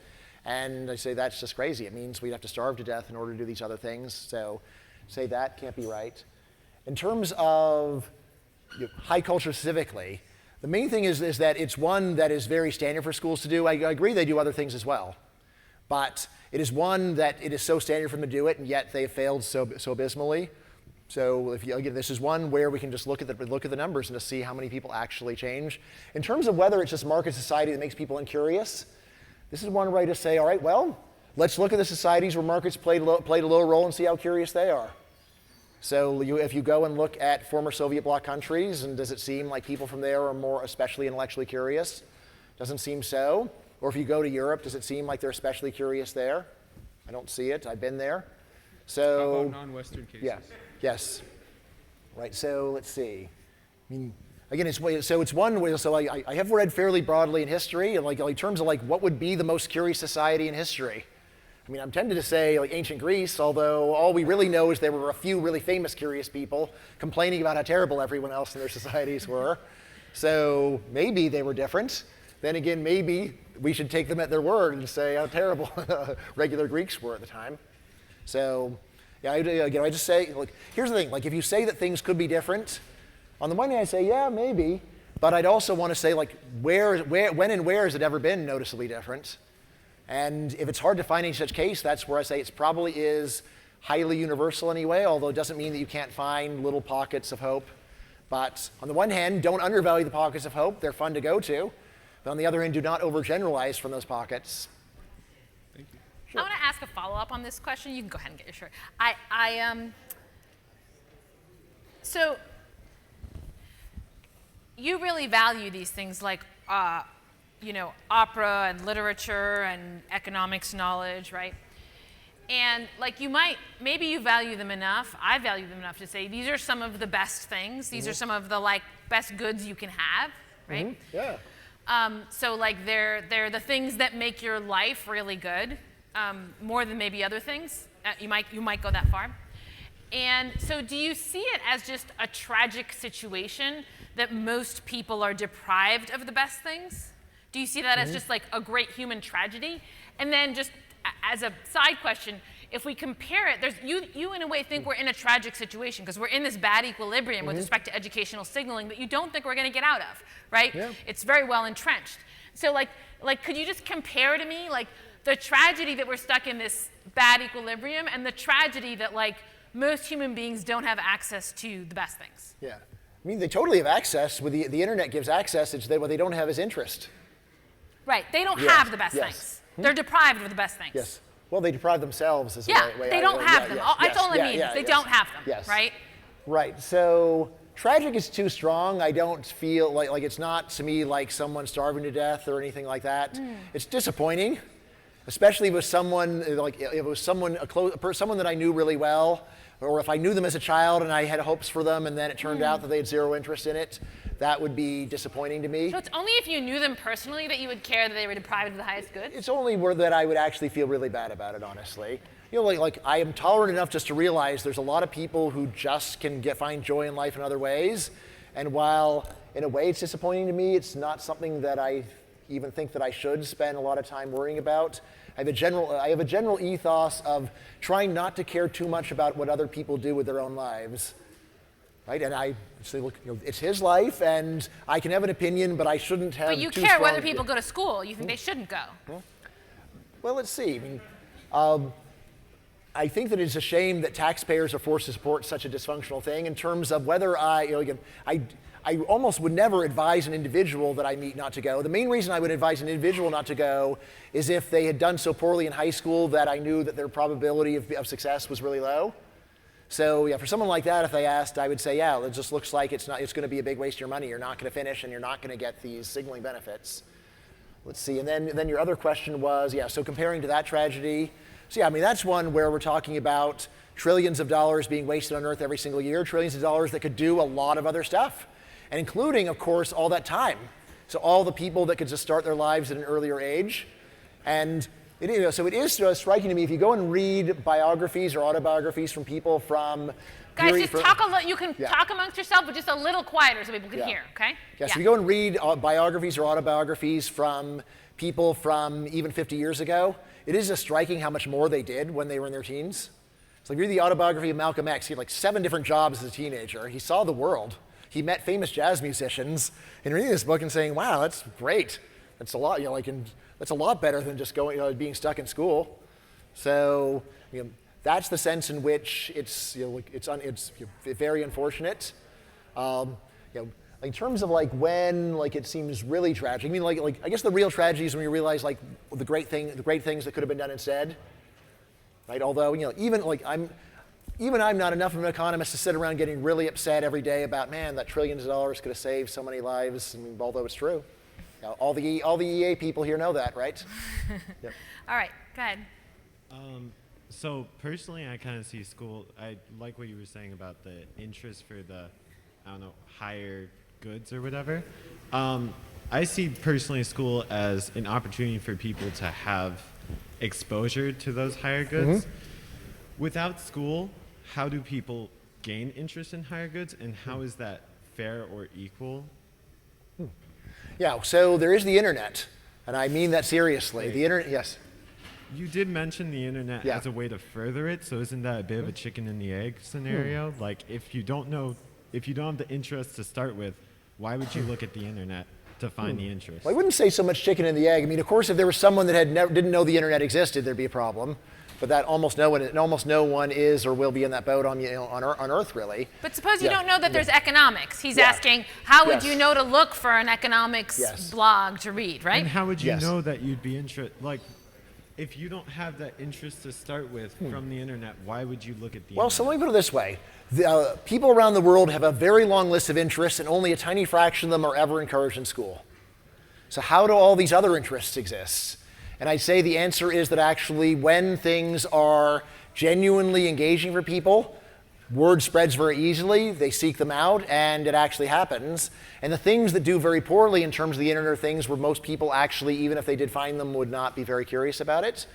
Now, I would say that there is a really great idea for school would actually be to genuinely expose people to a wide variety of things. I do not think that actually existing schools do this. What actually existing schools do is expose you over and over to a very short list of things that most people will never like, such as poetry. All right, so poetry is not something where you just get a sample and then you find out whether you like it. Poetry is something where you guys probably had to do it for 13 years straight. And most people will never like poetry. We can see this in sales of poetry books, where almost no one will ever buy a poetry book voluntarily, despite an enormous amount of exposure. So if school were really more like a smorgasbord where they actually expose you to a wide range of things, I think that would be a big improvement. So expose people to classic films in the 1970s, expose people to graphic novels, right? Just go down the list, but then give people an actual tasting menu of stuff. That would be a big improvement, but schools pretend to do that. In reality, though, they have this short, ossified list of things that were part of education back from before 1900, and then they keep hammering them in no matter how much people show that they don't like them. So why did you choose to write the book Defund Schools and not to write the book Schools Should Expose People to This Great Variety of Things? So I think that second idea is fairly banal, and I can say everything I have to say in 2 paragraphs. Whereas arguing for defunding education, on the other hand, that requires an enormous amount of scaffolding. And also, as you might get when you read the book, to me, a lot of this is just a matter of great intellectual curiosity about understanding why in the world does the world work this way. It's really weird when you think about it. It's bizarre that you can't get a job in a bank because you failed Aristotle. When you hear it, it's like, what? How could that possibly be? And then it is. All right, well, if it is, then how did it turn out that way? So, honestly, this is the only book I've ever done where I said I really started thinking about these questions when I was 5 years old. Because when I was in kindergarten, I was there saying, why this stuff? Why do we have to learn this stuff?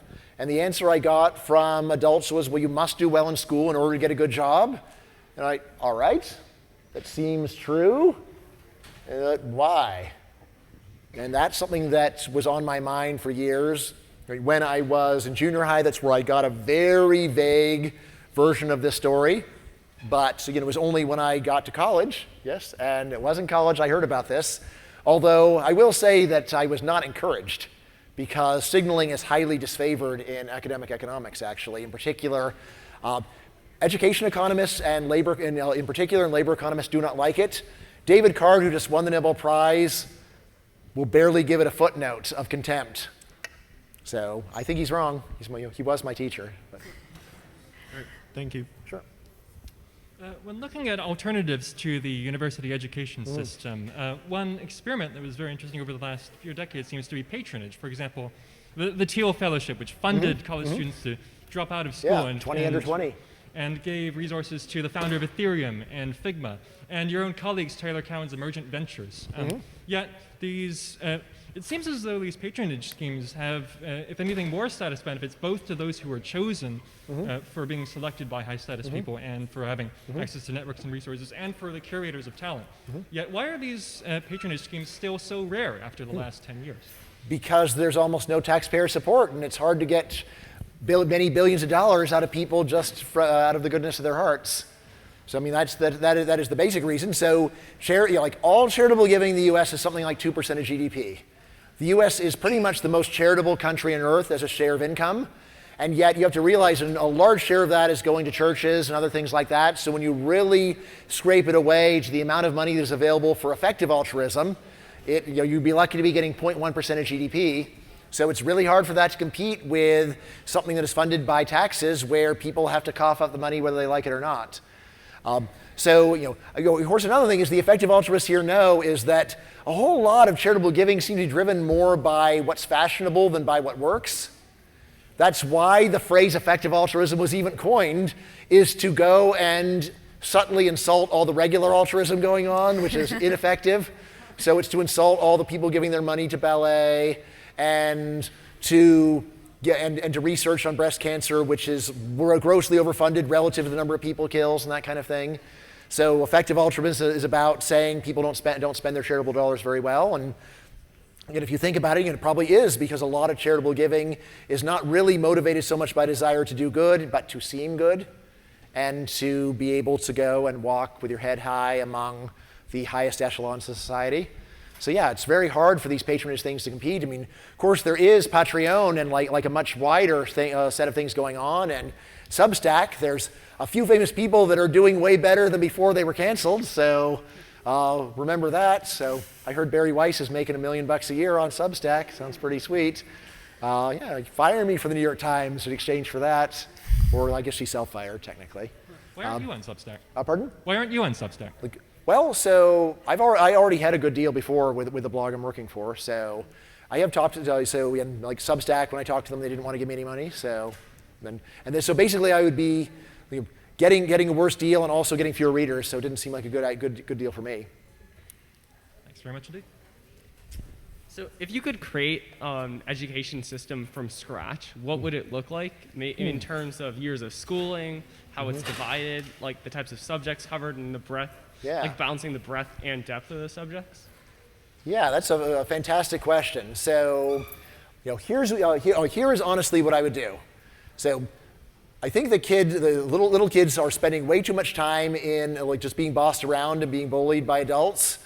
And so I would try to get that greatly reduced and say, look, we're just going to go and especially at a young age, so say 3, we're going to start giving them an hour of reading, writing, and math a day, and then raise that by about a half an hour per day.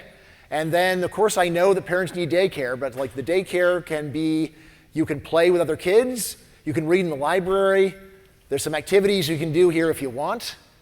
But otherwise, we are not going to boss you around all day just because your parents need to go and do their jobs. So that's where I would start, is just saying, look, there are some things where it's important for kids to do whether they like them or not, literacy and numeracy. And then there's a bunch of other stuff where it is a good idea and you should just let kids be kids. So that is how I would start at the youngest age. And then I would say around 10 or 12 is the time to start saying, okay, well, let's expose you to a wide variety of realistic jobs. Right now, you do get exposed to a bunch of pipe dreams. Oh, maybe you could be a poet or a professional athlete or a novelist or an astronaut. So these are all the kinds of dreams that people put in your head in school, and almost no one has paying jobs of these kinds. So I would say, yes, go and expose kids to a lot of options, but give them, again, the real smorgasbord, but the realistic smorgasbord of things that are actually doable by a large number of people. If there's a kid who has some really exceptional talent, then say maybe something really unusual could happen for you, but there needs to be some actual reason to think that's likely. And then once they're a bit older than that, then start saying, look, are there any of these jobs that you were exposed to that you like and are good at? And let's start trying to put you into that. And then in the background, you are saving a very small number of slots for people who have just a passion for ideas. Right? So yeah, this is a great intellectual endeavor that we are part of. It's been going on for a long time. It's been worthwhile, right? But it's not for most people. Right now, again, of course, some of the things that people are going to get trained for will be STEM. And for that, probably classroom instruction has greater value than for most other things, although even that's not totally clear. So in terms of how much value you get as an engineer from doing engineering apprenticeships versus just getting engineering lectures is at least a very good question to be thinking about. I mean, there's some things where it's a little unclear what would a philosophy apprenticeship even be, right? So you could say, well, it's sort of like writing a paper underneath a philosopher, but that's so similar to a class that it's not so different from what most people are doing. So I guess that is most of it. I will say I'm also a big fan of homeschooling, but I know that's not for everyone for a bunch of reasons. During Zoom school, I did say homeschool was for everyone, actually.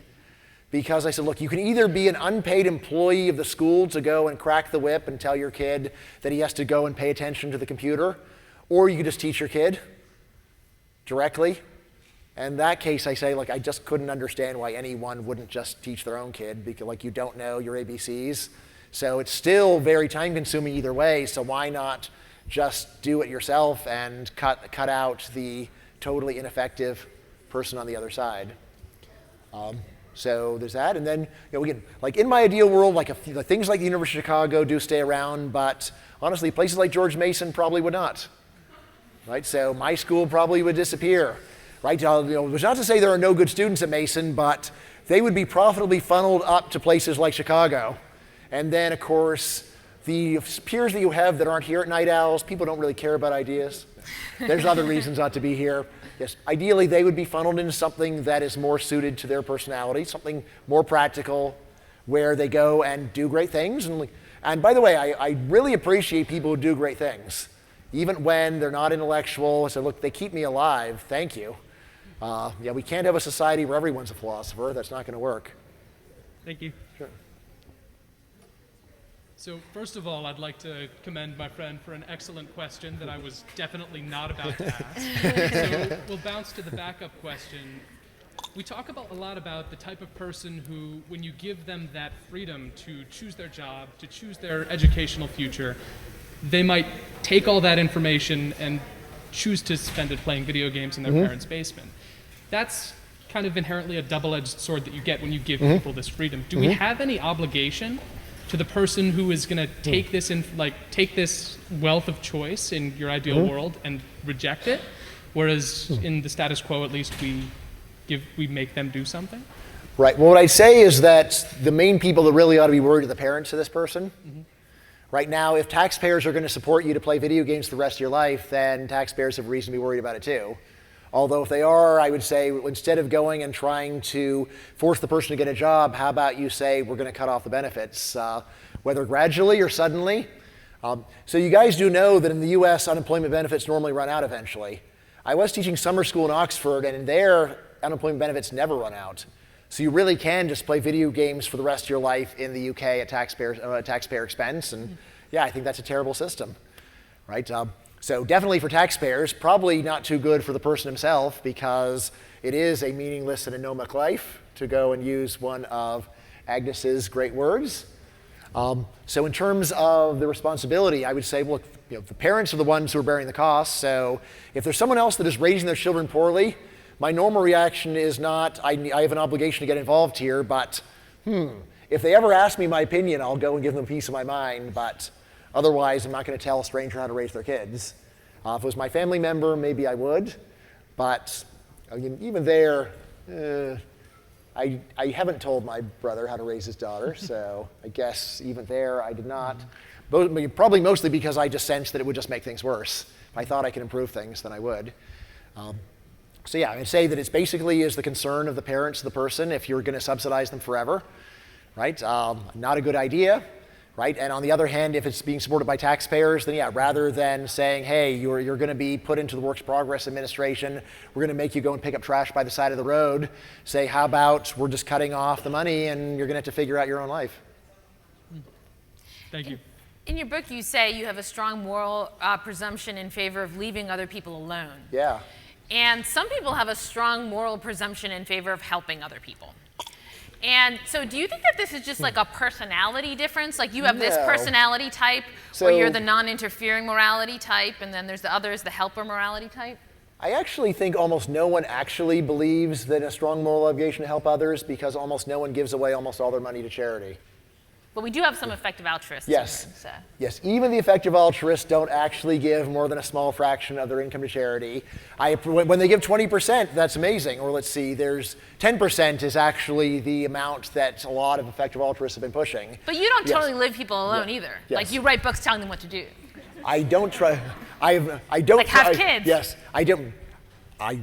And they can change the channel or turn me off if they want. I have never followed a person around waving my book at them and saying, hey, this is a great book, you have to read it. So I've never done that.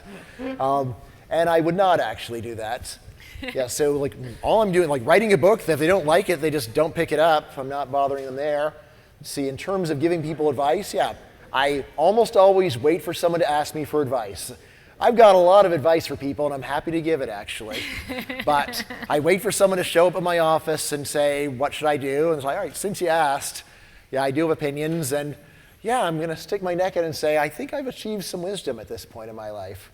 I've seen a lot of people screw up their lives. I think I have some good ideas about what they should do. I think there's some very common and popular errors.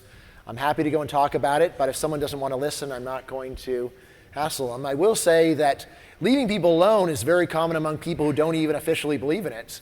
It's more along the lines of when government policy comes along, then people forget what they normally think is the appropriate thing to do. Now, admittedly, there are a few outliers, and I'll just have to say they're sincere. But yeah, I think that what they're doing is probably wrong. And like when there is someone who is just too obsessed with what other people are doing, they're like, this is not a good idea for you. Like these are independent people. If you just think about someone who tries to go and boss their kids around and tell their kids everything to do you think that is a good person?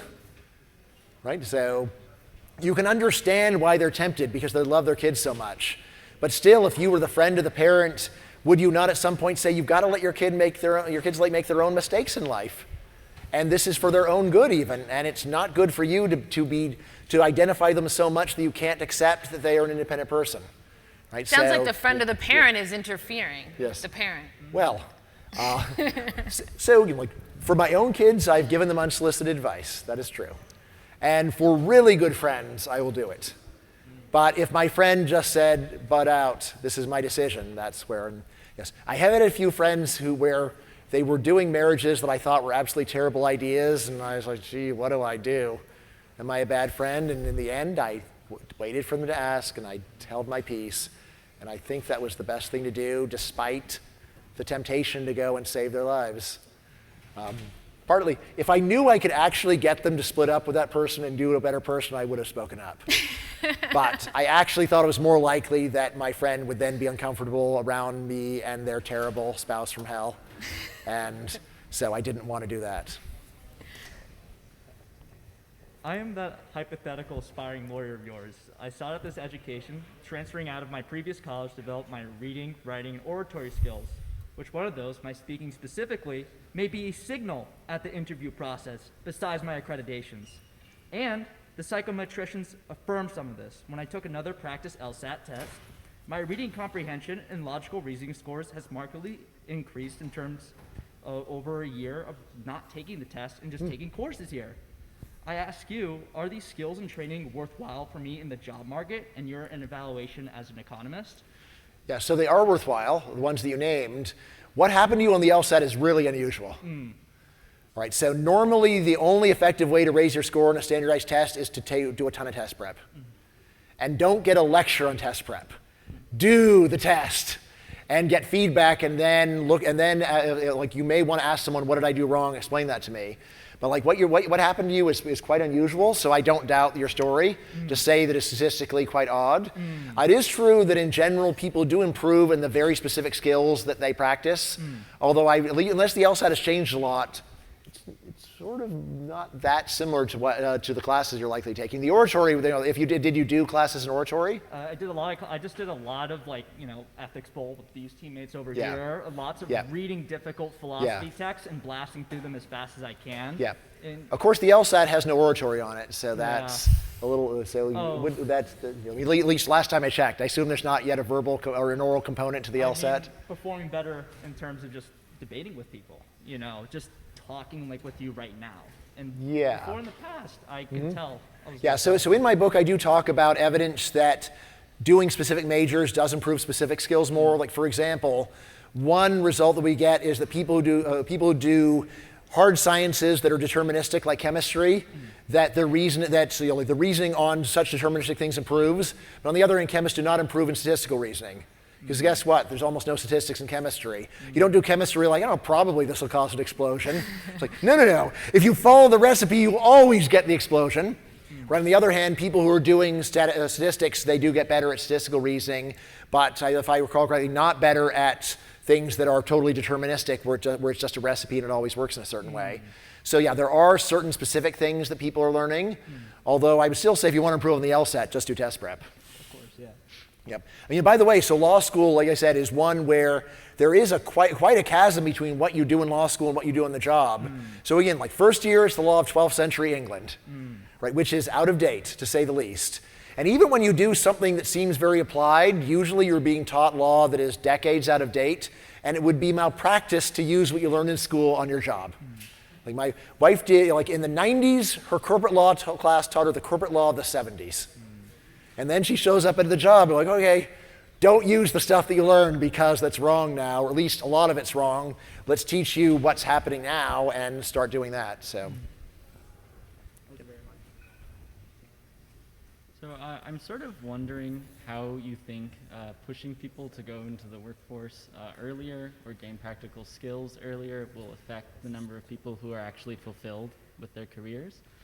Because I'm not opposed to the idea of exposing people to careers earlier on, but I know that if I had pursued what was probably interesting to me as a 7-year-old, it would be wildly different than what I'm interested now. And even at the end of high school, my interests are radically different now. So in some ways, like I feel like extending education and exposing people in university can be just an additional way in which we get more people actually interested in what they want to work in. So just wondering your thoughts on that. Right, so it can be. The main problem is that most college majors have nothing to do with any occupation. So it isn't a good way to learn about occupations because you are being trained just to be a professor, really. That's the main thing that you are learning when you take a class is you are learning what it's like to be a professor of that subject. Especially here, you're probably getting a really good version of what it's like to be a professor. Wouldn't it be? How many people here, by the way, want to be professors one day? Yeah, that's a lot. So, and it's fairly likely to happen here. Main things I would say, first of all, it's important to remember that a lot of the value that you get out of getting people to pick careers at an earlier age is that we are greatly reducing the risk of the terrible outcomes of ending up in jail, right? Or really just being a bum, just someone that just sponges off of their family or society for the rest of their lives. And these are very severe problems with the American underclass, ending up in jail or just ending up out of the labor force, especially for males. So a lot of the value that we're getting is just taking what happens to the American underclass now and turning it into what happens to them in Germany or Switzerland, where they are highly skilled workers, contributing members of society, they aren't in jail, they aren't killing people. So that's by itself, I say that's a big gain.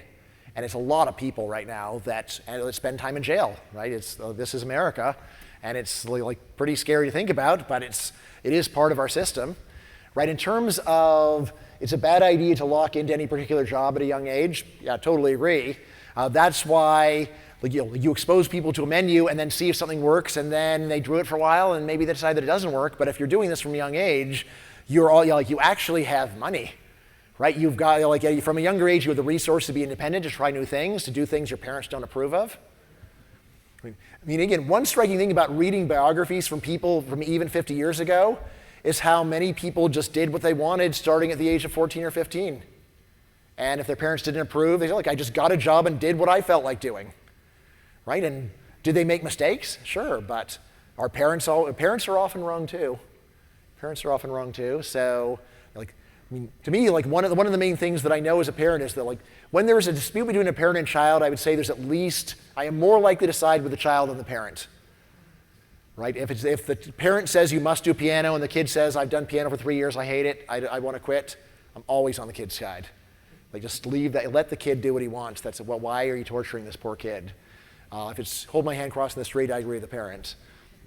And again, important to remember, so it is normal right now for people to change careers. It's just that right now, the career switching often doesn't start happening until you're in your 20s or 30s.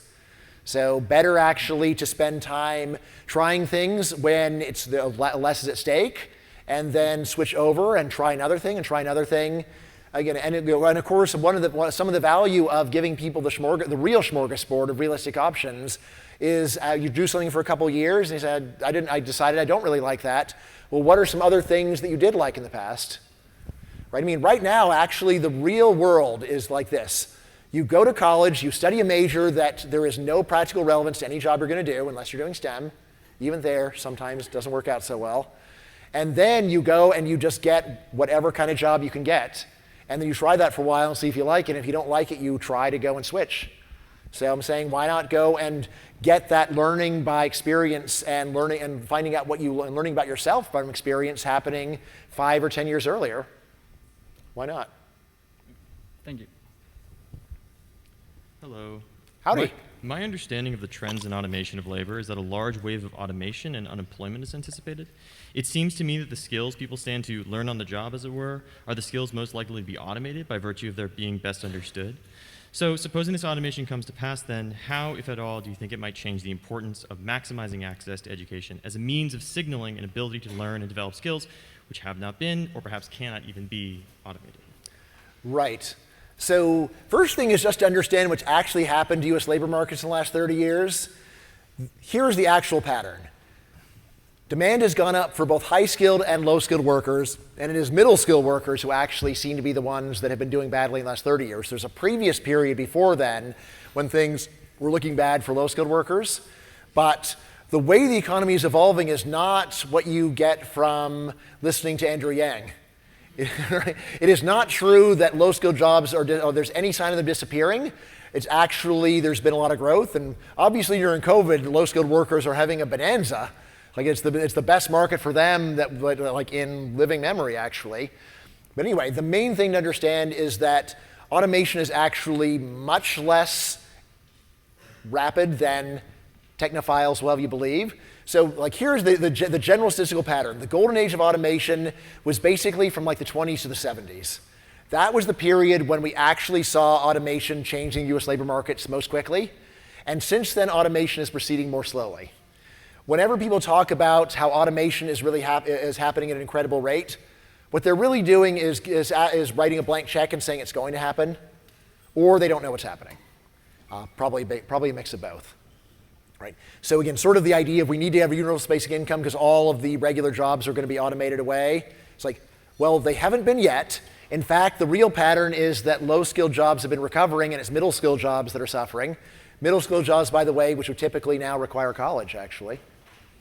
Right? And so that's what's really going on. In terms of what's actually likely to happen in terms of automation, there is the dream of general artificial intelligence, which also for some people is the nightmare. I know a bunch of people are worried about the Terminator scenario of the robots turn on us and wipe us out. I'm not too worried about that. But anyway, nevertheless, there is pretty much no sign of general artificial intelligence happening, and almost all progress in artificial intelligence is specific. You get an AI to do chess, you get an AI to go and do facial recognition, so on. So out of all this, I would say it's not at all clear that it's even high-skilled jobs that are going to be the ones that are most immune to automation. Right? So how confident are you we won't be able to figure out ways to get AIs to do programming? And then all of you guys doing CS are in trouble. All right? It's not crazy to think that we're going to get AI that can program better than current programming students. In which case, the incredible 20 years you guys have had is going to evaporate. and then, what will you do instead? Well, here's the good news now. Throughout all of the human history, whenever there was technological innovation which did replace labor, there's always been the fear that it would eventually spread and there would be no work left to do. This has always been wrong so far, every single time. And the general lesson is that whenever we figure out a way to automate some job, someone comes along and says, I'll figure out something else for human beings to do instead. Something else that human beings are still relatively good at compared to machines. This always sounds really lame because imagine like at the time when we start automating agriculture, someone comes along and says, well, farmers will just do something else. Just imagine how unconvincing that would have seemed at the time. Say, they're going to do something else than the job that has absorbed 99% of the labor force for the last 10,000 years, and you won't even tell us what it is? Right? But it turns out that was actually the correct response, and it was really hard to describe industrialization before it happened. Similarly, once industrialization became so productive that we don't need many people to even run factories, then we got the information economy that we have around us. That too would have been extremely hard to explain to people in the 1930s when they were worried about it. Right? So I am not worried about machines replacing human beings. I think that while we can imagine general artificial intelligence becoming so good at everything that humans do that we then become like horses, right? There is unemployment for horses now compared to 100 years ago. Right? We didn't just find other things for horses to do. They just don't exist in the same way that they used to exist. They're a much smaller population. Right? But anyway, the much more likely scenario is that we just continue doing specific artificial intelligence, specific tasks, and I don't see that the college system is good at handling this problem because, again, we're not preparing people outside of STEM for any specific jobs, and even those jobs in STEM, it is far from clear that specific artificial intelligence will not replace them. Thank you. Right. And by the way, of course, it will be good overall for society if artificial intelligence does become awesome, because this is no different from any other increase in productivity, and the secret of mass consumption is mass production. It is really good to live in a rich country, and it's really good to live in a rich world, though obviously it is always, like any kind of progress is harmful for some people. COVID vaccines are bad for morticians, right? Tough luck for them. It's a bit tall for me. So I was wondering, why do you think the issue is with universities and the way that they're handled as opposed to kind of like the work culture and work industry that we have? Because I don't think people are exactly happy with that either. Well, yeah, of course not. Yeah, so I think I don't think that devaluing education perhaps is actually kind of maybe the issue is that our society values work a little bit too much, and maybe the issue is that not that we should be cutting down on the way on education, but that people don't like education because of the kind of work culture that's instilled upon us. Like for example, I majored in CS.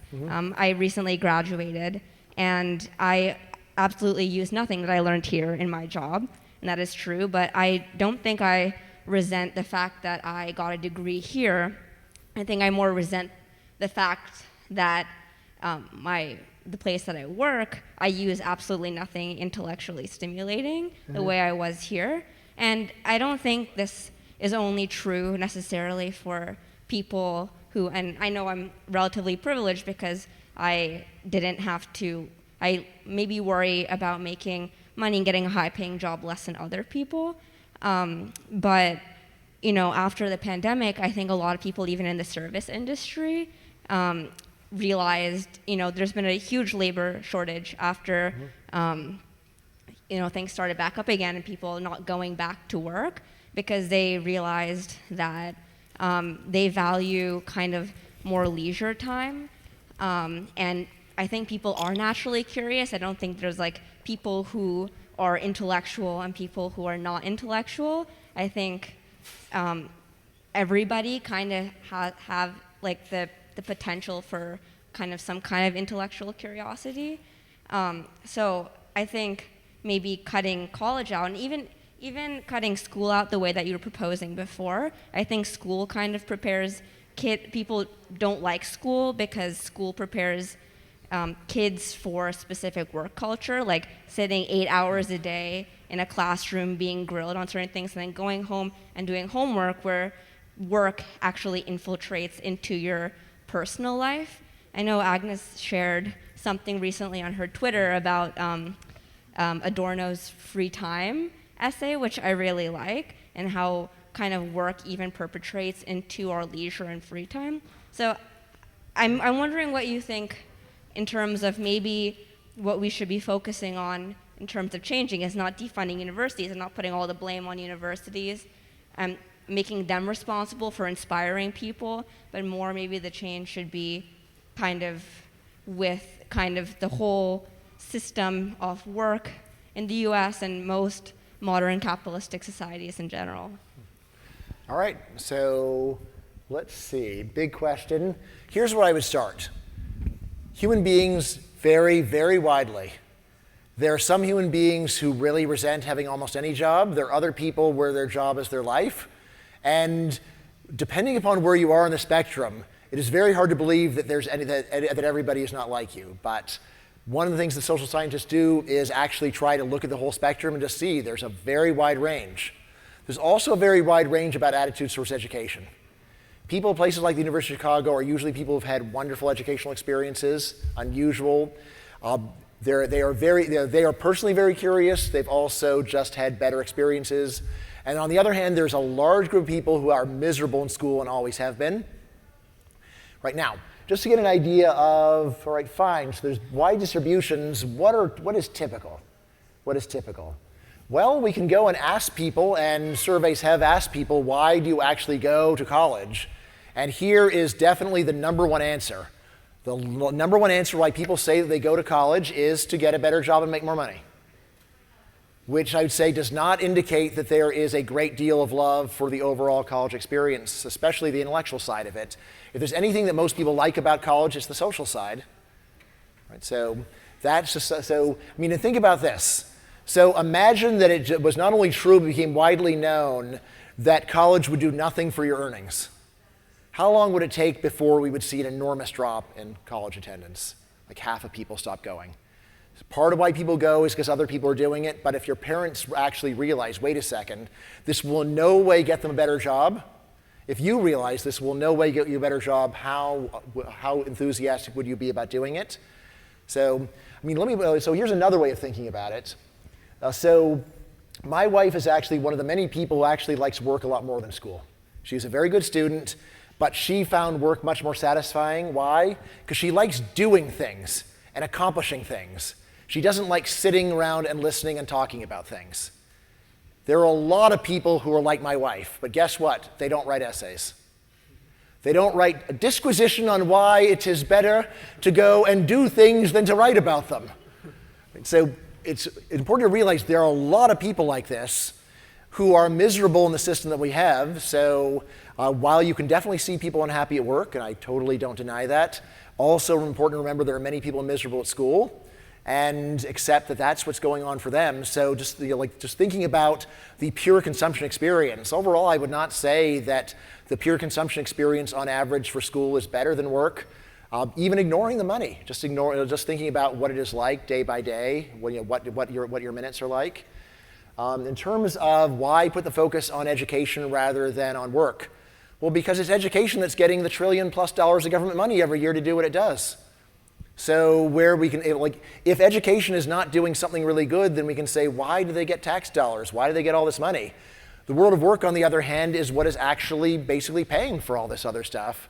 It is the burden sector. It's the one that actually carries the burden of supporting the sectors that don't actually pass the market test.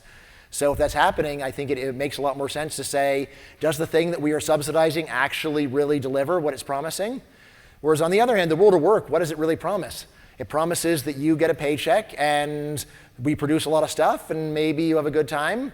So like in terms of like how miserable workers are, I mean, it varies a lot. I mean, one thing to remember is just because you would hate doing a job doesn't mean the person doing it hates the job. people tend to sort into jobs that they like, or at least dislike less. There is neat work on what happens when people win the lottery. When people win the lottery, they generally do not quit their job, even if it is a job that you would think of as one that is not fun. And when they do quit, it's usually just because the money creates social barriers between them and their colleagues. Most people, what they like about work is just seeing other people and have something to do. Right? So to me, I really felt this during COVID, because to me, COVID felt like unemployment. Because I'm just at home with no one to interact with, no other colleagues. So now, if I did actually toy the idea, what if I just took a job at Targets or something like that, and just as a part-time thing, just to hang out with people, and I don't know, maybe I get a book out of it, but maybe I would just go and have someplace to go and someplace to be. So I think for most people, it is just not that bad. Although, yeah, there are some miserable people, but let's not forget all the miserable people in school too. Can I ask you about that, the idea that there's a very wide range of attitudes towards education? One thing that's a striking theme of your book is that there's a bizarre bizarre from your point of view, pan-ideological love of education on all fronts. There's no country that calls, you say, for educational austerity. There's this social desirability bias where everybody wants to praise, people from different sides of the political spectrum all unite in wanting to praise education. And this is a big thing you're up against, right? Because all this idealism that the rest of us have about education, we all agree in wanting to be idealistic, right? So what's your explanation for why we're all sort of deluded in this way? Here's the thing. I don't think most people are deluded as long as you just talk to them about what they've seen with their own eyes. All my books are controversial. My education talk is the only one I can go to an audience of normal Americans and tell them what I think and have them nodding with their heads in agreement for almost the entire talk, because it fits their firsthand experience. In a way, you guys are more skeptical than almost any other audience because you've had such a great time in school. But guess what? Most people didn't. They weren't that skeptical. I mean, you got a lot of applause. Yeah, well, you guys are nice, but so when I go, when I just went and talked to people in Texas about this stuff, and it's you know how you spend a lot of time in school doing stuff that you'll never need to know in real life? Yeah, hell yeah, that's right, that's how it is. All right, and isn't it strange that employers pay you even though the stuff isn't really relevant? It's yeah, that is pretty strange. But isn't the reason the signaling story? Yeah, that makes sense. All right, so this is the only controversial book where I can get people agreeing with the model. The part where people draw the line is where I say, let's cut 1 penny of taxpayer support for education. And that's where people flip their lids. It's no, you can't cut it. Look, you've agreed there's enormous waste. Yeah? Well, what do we normally do with enormous waste? Stop. But not this time. Right? Why not? Normally what people just say is, look, we can't cut, we must, sometimes they'll just contradict themselves and say, well, people need this for all the useful skills of the modern economy. But you've already been agreeing with me they're not learning those useful skills in school, they're learning them on the job. All right. Well, we need to fix it. We need to make it good, and that's what we should be working on. All right, now, I will say I'm sympathetic, and in writing this book, I actually did learn quite a bit about effective pedagogy. There are a number of pedagogical techniques that are demonstrably, experimentally more effective than what we're doing. For example, there is a good way to teach foreign languages. It is by immersion. This means in German class on day 1, man kann hier kein Englisch sprechen, nein! Right, that is the way you teach German. Right? And so I did get some very good foreign language instruction in college at Berkeley, but hardly anyone wants to do this because it's hard and students resent it. And the path of least resistance is to just keep going and pretending like they're learning the language even though they're not. And just go and sing a song in the language where they get to read along. Oh, isn't that great? And the same goes for a lot of other pedagogical techniques. So here is a technique that is highly effective. Testing. Testing works. The best thing of all, daily quizzes, they don't even have to count as long as you just tell people they're failing. People just need to know when they are wrong and don't understand, because without a test, it's really easy to convince yourself you know what you're doing. Right? But the test is there to be the reality check and say, no, you do not understand. And this is how, again, there is a great article of experimentally verified or disverified pedagogical techniques. Now, here's the striking thing.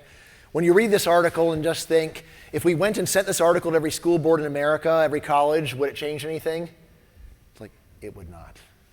It would not. One of the ineffective techniques discussed in the article is highlighting. How many people ever had to highlight stuff in high school? Yeah, so, and this is something like experimentally, highlighting does not work. And yet, after reading that, I went to back to school night for my kids, and the teacher said, we're going to be doing a lot of highlighting this class. And do I raise my hand and tell her highlighting doesn't work? It will accomplish nothing. All right, so anyway, the more general lesson, when you're thinking about trying to improve schools, people have been trying to do this for a long time, so there's two possibilities. Either it's really hard to figure out how to improve them, or the system is broken and will not listen, or some combination of the two. I actually am more inclined to the system is broken and will not listen than to it can't be done. But either way, I will say the best predictor of future behavior is past behavior. And the offer that I make in my book a number of times is, look, tell you what, we defund education, and then if you can change your techniques to make it better so you are getting demonstrable learning, then you can have the money back. No one wants this deal, and you know why? Because they don't think they can do it.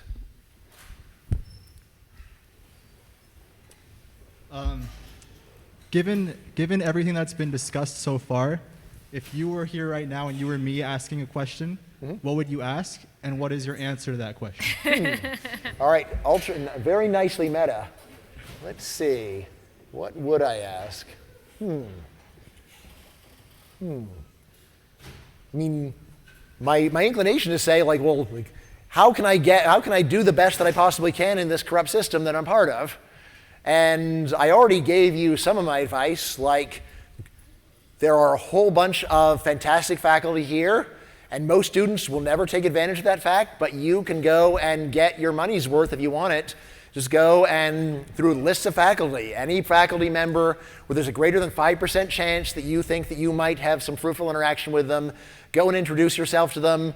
They're kind of obliged to talk to you, although most of them will be pleasantly surprised.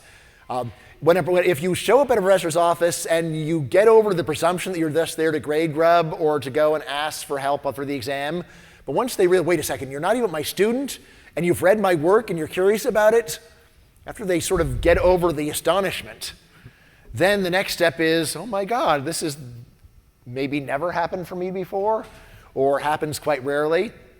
And then possibly you'll have a fantastic conversation with that person. And if you do this early enough, they also will not occur to them to think that you're doing this to get a letter of recommendation or otherwise to get other pecuniary benefits out of them, which, by the way, if you do want those pecuniary benefits, start trying to get them in your freshman year. Because that is when people will not suspect what you were about. So that's very Machiavellian, but I will tell you anyway. So I would do that. I mean, also, like, just in terms of peers, just try to meet as like a very large number of students. I know this hurts, especially if you're not extroverted by nature, but the value you can get out of just trying to introduce yourself to as many students and just find out whether you've got anything in common or whether there's anything interesting about this person. I mean, here, it's just like trying to find oil in a giant field of oil. So I think that you'll find almost everyone's got a fascinating story here. But even if half don't, it's like, what does it cost you to go and introduce yourself to people? I know the mask and the social distancing may have added further frictions to making friends, but still, you'll just take advantage of it. This is one of the few times in your life that you're going to have these opportunities. So I say do that. Let's see. Maybe I'll add a few things. So students come talk to me all the time. So a lot of people do take people up on this. And they here they do. Almost never. Well, you're giving a student here advice. Yeah. Almost never, rarely have they read my work. I don't think you have to have read the professor's work. I think the thing you need is questions. You need to come in with some questions. You need to not assume you're going to come up with those questions when you show up there, because you'll be a little nervous. And at least my guess is my colleagues don't at all mind if students are there because they want to get a letter of recommendation too. Students need letters of recommendation. We understand that. You just need to have questions. That's really the key thing, I would say. Yeah, I mean, I would add, so most professors will be annoyed, not all, but if you just show up and say, so you're an economist, right? So tell me about economics, right? This is one where most professors just feel like you do any homework at all? Can't you do anything whatsoever to meet me, not even halfway, to like just show that you care even a little bit? I do think that reading the professor's work is one of the very best signals because it is very flattering, but it also means that you immediately have something in common. And it also is one where you aren't expecting them to be a generalist, because a lot of faculty aren't, actually. A lot of faculty haven't thought about the overall nature of their field for decades, but they do know their own work. So that is a good way to get going, and then from there you can go and start asking broader questions. But I mean, I do think that is probably the very best icebreaker, is actually to become familiar with the professor's work and have something to say about it. Of course, in the process, you find out that you think their work is super boring, then yeah, then that's below that 5% threshold, so move on to the next person. Thank you. Can you hear me? Yes. Yes, okay. Yeah, I also just noticed that you've taken your shoes off.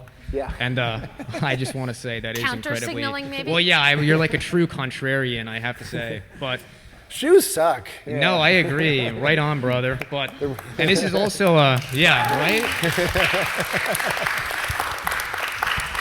This is also coming from an English major, so truly like the lowest of the low. But, Look, if you're enjoying it, great. Well, you know, more power to you. I mean, you say that you value your entire career off that one book that you wrote that, you know, convinced all those people to have children, you know, and so you're like functionally responsible for the existences of all these people. Well, what if, and hear me out, one of those new people happens to become the next mass murderer or genocidal maniac? How would you value your career then with this new added variable, Mr. Economist? And also, whoa. Wait. I mean, like more philosophically speaking or more generally speaking, do you find any weaknesses or blind spots in your presuppositions with regards to value at all? That's the actual serious question. All right, so the first question is great, and I actually talk about it in the book. Oh my God. All right, yes, because there is a passage from the economist Julian Simon, who's actually quoting a rabbi at a World War II funeral, saying, like, you know, who he buried here might have been the next Einstein or the next, you know, someone great. And then there was an environmentalist respond, or maybe the next Hitler, or maybe the next Genghis Khan. It's like, okay. So maybe it was great that all these guys died because they're like, but then it'll step back and say, well, so maybe it doesn't sound good, but is it true that the typical human can be expected to be a net negative? And my story is no, that is not a reasonable guess because society exists. So that is a sign that the positive contributions of human beings greatly outweigh the negative, the fact that we're even here at all, that this building is not on fire. Right? These are, so like all that amazing society of Chicago that you can see, that skyline, human beings have done amazing things. We've done some terrible things, but the amazing stuff far outweighs all the bad stuff, which means that I think that when someone has another baby, I generally look at the baby and say, look, probably really good. Probably a big net positive. Is there a chance that it could be that the baby could be the next Hitler? There is a chance. There's no way around that. Have you ever heard of antinatalism? I am highly familiar with antinatalism, yes. So I'm familiar with the work of David Benatar. I will say that I do have a rule where when there are ideas that I disagree with, I discuss them if they were either popular or plausible. If they are neither popular nor plausible, then I generally don't talk about them unless they're like really interesting. So I don't consider antinatalism, the idea that it is actually morally wrong to create life, to be plausible. His main argument to me is quite bizarre. It's along the lines of, look, you can't consent to exist before you exist. Quite true, actually. And every human life contains at least some suffering. Also true, as far as I know. So any time that you create someone, you are causing the existence of a person who will experience some suffering, even if it's only a mild amount and overall positive, and then it's wrong to do that. And that's the last part where I think is really odd. Like, well, why not say it's only wrong if you think the person's life is going to be a net negative? Why say that if anything bad ever happens to them that you shouldn't do it? It's like, so because you're going to get sick once, a baby's going to get sick sometime in his life, so you shouldn't have the baby. That means that it's not worth existing. So that seems quite odd to me, and I actually do have a similar counterexample. So there is a doctrine in philosophy called hypothetical consent. It's the way that social contract theorists try to get over a bunch of obvious facts. But I say it does actually have some relevance, which is if you find someone who passes out by the side of the road and they don't have a big sign on their chest saying, if I pass out, do not revive me, let me die. They don't have that sign. Then what would almost anybody assume they want you to do? You assume they want to be revived. Hypothetical consent. They didn't consent because they're unconscious, but it is reasonable to assume that they would have wanted it, so I'm going to do it. I think if you take that Benatar argument seriously, you would also have to not revive people that you find unconscious by the side of the road, using the same argument of, well, they're going to have some suffering in their lives, and they haven't told you that they want it, that they can, and the fact that their overall package is positive ain't good enough. And I'm like, it's totally good enough. Yeah, like I'm really proud that I gave my children life, even though they've all had some bad things that have happened to them, because they've had a really great life overall, and I anticipate it. And one day they're going to die probably, but still, I think that doesn't mean that their lives lack meaning. Even I'm going to die one day. I feel like it's been a big net positive overall. Now, is this an exception, though, to your rule that you should leave other people alone? Yeah, well, so hypothetical consent, I think it's one of the best exceptions. If you see someone unconscious by the side of the road, and again, it is reasonable to think they want to be revived. Very reasonable. Almost everyone would. And if they had the sign on their chest saying, don't revive me, it's like, all right, I guess I'll just let him die then. This is also the beginning of The Incredibles, if you remember that movie.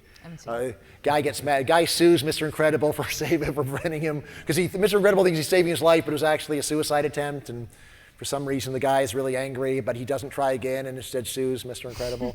All right. So then your other question was, so are there any problems with my general valuation? Do you find any weaknesses or possible blind spots with your presuppositions with regards to like your theory of value, essentially? Yeah, I mean, of course, I'm human, and therefore I make mistakes all the time. Right. I'm totally open to that. It's less a general like epistemic question and more or less specific. Are there any particular blind spots that you can that you like feel self-conscious about? Wouldn't he have corrected them already if he knew what they were? I mean, nothing's perfect, but I mean, in terms of like things that I think I would probably gain the most by learning more about. Yeah, that's a good way to phrase it, I think. I have spent pretty much no time among people who are suffering very severely. Right? Partly I'm just blessed by being in a country where that doesn't happen much, but I haven't sought it out. I wrote a paper on the economics of mental illness, but I didn't go and visit an asylum. Right? So, and like, why not? Wouldn't I have learned something? I probably would have, but I also thought it would be very unpleasant. And so that's probably why I could have learned more. Let's see, so that's something. Let's see. I mean, in terms of my personal weaknesses, I know I've got a bunch. So like arrogance is definitely my worst one. And I've always had it. I've always been this way. Like the best I can say is I'm conscious of it and I'm aware of it. And I do try to go and put myself to the test. This is why, among other reasons, I put so much weight on betting. Betting is the way I keep myself humble. Betting is the way where I say, look, this is something that I'm going to say, and I will say it in public, and I will lose face if I am wrong. So far, I'm 22 for 22, so that by itself is not helping on the arrogance. In fact, it's actually hurting on the arrogance. But at the same time, it also means that the way that I got that record is by admitting that there's a lot of areas where I actually don't know better than other people, and I don't want to bet on those things. And other areas where I said, wow, these people really, they don't know what they're talking about at all. I may overrate myself, but those people have a real problem. They think they got a crystal ball, and I know I don't have a crystal ball. See, so that's definitely one. I'm just going to stop you now because we only have 10 minutes, so I want to get through a few more questions. Wait, are we almost at midnight? Yes, you're almost at midnight. Thank you Right. anyway. I appreciate I'll stay past midnight if we can. We can't. Wow, we actually are not allowed to stay past midnight. No, there's room. Yeah. Is there another class happening after this? Right. So, all right, so should we try to do really quick answers so everyone do gets a couple everyone really gets quick chance? ones. I can do quick. Yeah, so we just won't get to everyone. the intereconomics major in me enjoys the discussion of like fiscal benefits and expected utility with regards to education. You have mentioned that numeracy, literacy, and English can be very helpful in producing that positive expected value. So it's where education is a good investment. Focusing just on skills, not signaling, and then also focusing only on socially useful skills or socially useful knowledge. What other classes would you include in your education system? So for example, I would assume that civics or history could be useful for a voting population, or maybe foreign language for global citizens. Yeah, the main reason I don't actually talk about those is we have a lot of evidence about how much value we get out of many years of teaching it, and the answer is almost zero. So it would be great if people knew civics. However, we spend many years trying to teach it to people, and yet adults know next to zero about it despite all that effort. If you come up with an effective way of teaching it, that would be great. I just don't see that we have that, and the same goes for history, foreign language, and science too. Most people spend years having to study science and yet know really a rounding error or greater than zero on science. In terms of what I would say that would be really useful would actually, if we could, again, in practice might not work because the teaching would be bad, but I was mentioning Dale Carnegie's book, How to Win Friends and Influence People. This is a book that is so full of wisdom, and if we could teach it by doing rather than just giving people lectures on it, it would actually not only be very helpful to the student, but I think would actually make a much better world, because Dale Carnegie is not actually trying to turn people into manipulators. He's trying to turn them into people that appreciate other people and try to understand other people's needs in order to deal with them more effectively.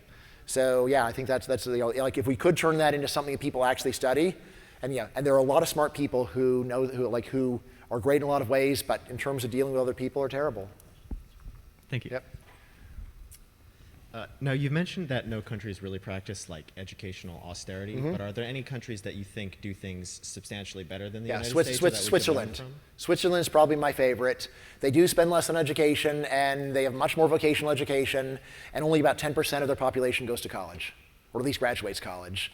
And no one on earth says the Swiss are low-skilled or incapable of dealing with the modern world. The way the country works is amazing. It is like clockwork if you've been there. And you can just see that, nor are they unhappy, nor are they uncultured. They just have a world where where like almost everyone contributes in a very practical way to the betterment of society, and they also have a really nice life. Ice cream is crazy expensive, so I'm a little confused by what's going on there. But so they have some other problems. But in terms of their education system and the way that plugs into the labor market, I think Switzerland is the tops. All right, thank you. Hi. Hi.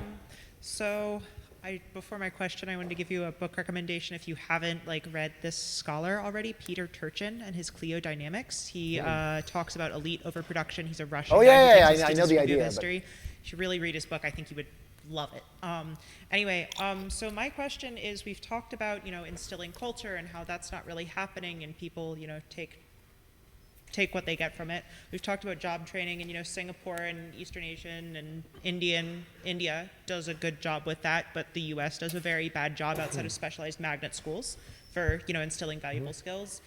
The original reason that Enlightenment scholars and then all the way back to Plato talked about education is for civic participation, and obviously we're not doing that. So why should we be comfortable with people who are clearly not educated in forming a good government voting in a way that controls our lives? Well, I have a whole book on it. I did write a whole book on this. So so I do have a book called The Myth of the Rational Voter, and it's terrible. The main thing is that there's no sign that the civics education that we get is improving things because people's knowledge is next to zero. So that, if you could figure out a way to go and turn the system around, that would be great. My guess is that wouldn't be that hard to do, but then the system would ignore you. That's the depressing situation that we're in. I think it would be great if we could actually improve civic knowledge, and I would like to have it not just be knowledge of how many senators each state has and how long their terms are, those basics, but also if people would have statistical literacy, economics, science. If people could just understand cost-benefit analysis for COVID, that would be fantastic. Right? I have some papers on. I have some blog posts, and then someone else turned it into a paper. But what we've done does not pass a cost-benefit test, not even freaking close. And like what they're doing to you with these masks is just insane, given how little gain there is in health and how much suffering they're imposing on you. So yeah, like even people running colleges are severely enumerate, or maybe they just don't care. But I don't know, a little hazy on which one it is. But so you think the education is bad and has not a good prospect of improving for the masses in terms of civic participation and being a good citizen? Yeah, but so come at it from the other end. Like, why do you think that we should have democracy? Yeah, I mean, well, that's my book, and like, I'm not a fan. I'm not a fan. Yeah, I'm not a fan. Yeah, so like, better than dictatorship, but yes, voting is not a good way to decide issues if you got any other system of doing it that doesn't get people killed. So, yeah, so a lot of what I talk about in my book is just depoliticizing society as much as possible. So just going and saying, like, what's the best way to go and do labor policy? Let's go and have people get elected to decide that. It's a very bad way of doing it. You tend to just get a lot of stuff that sounds good but is bad, which is really my general critique of democracy. It is a great way for getting a bunch of policies that have superficial appeal regardless of their actual effectiveness. So great questions, but thank you. Yep. I'll be real quick. What are the utils and how do you calculate the utils? Come on, Bryan. Yeah, what are utils? So yes, I do not have a utilometer. What most economists actually do is not calculate utility, but rather they try to measure things based upon willingness to pay. So this is known as calorie efficiency. We are at too late a stage, even if we had a lot of time to go and calculate it. Normally, I teach a lot of economics classes at night, but they end at 10, and that's like the absolute limit of the time of night people can learn technical economics. However, I am actually enough into philosophy of mind to say I do believe in interpersonal utility comparisons, which does require something like this. And my main argument there is just, I do it, so it's got to be doable. We all do it. We all do things like say, look, that guy is happier than Bryan is, and that guy is less happy, and that requires interpersonal utility comparison. So given that we do it, and of course, if there are plenty of economists who draw the line and say, no, it is not possible, say, well, in that case, how about the intra-personal utility comparison? How about saying I'm happier today than I am yesterday? That requires the same problem of how can you measure this thing? And I am absolutely sure I know when if I'm happier today than yesterday. So, or at least the problem of memory knowledge aside, absolute certainty. So yeah, it's doable, so it's a puzzle, but still, like, there's two puzzles, and one puzzle is a lot more puzzling than the other puzzle, so it can be done. Thank you. We're going to take one more question, but all of you who are in line can get a T-shirt. Okay, so go ahead. You asked the last question. We'll tell you what, everyone in line, we can talk outside, right? There's no rule against talking outside. Yes, absolutely. Yeah. Well, thank you, Dr. Caplan, then, for being here. You spoke, I believe, about not feeling deluded enough to believe that you can make change in a greater way than a few lives by your book and having more children. Well, hundreds. Sure, yes. Many lives, but not a whole systemic change. Mm-hmm. What do you believe is the onus for every individual person to push for change they believe in if it's not greatly impactful? Yeah, that's a really good question. So the effective altruists have been thinking about this a lot, and I think they have a lot to teach us on this. So it comes down to you have a certain amount of charitable energy that you think best. There is a view that you should just give until you've got nothing left to give. Peter Singer is famous for having this view in theory. Even he does not practice it, probably because it's crazy. But the general view that you have some budget of philanthropy that you think that you ought to contribute to the world, I think makes a lot of sense. And then there's the question of what's most effective. Now, and that's where I would say go over to the effective altruist and find out what's most effective for, which might vary somewhat with your person. Like if you happen to have some incredible personal skills, then maybe you could do something that would not be a good investment for others. But honestly, for most people, the most effective way to improve the world is to make money and then donate it to go and give malaria nets and deworming pills and things like that, which is not so fun. It's not the fun of donating to a cause that really inspires you. But in terms of doing the most good, again, EA, like they've been thinking about this, they have useful things to say. So good for you guys, and let us teach us, for you have much to teach. All right. Let's thank Bryan for coming. Okay, thank you.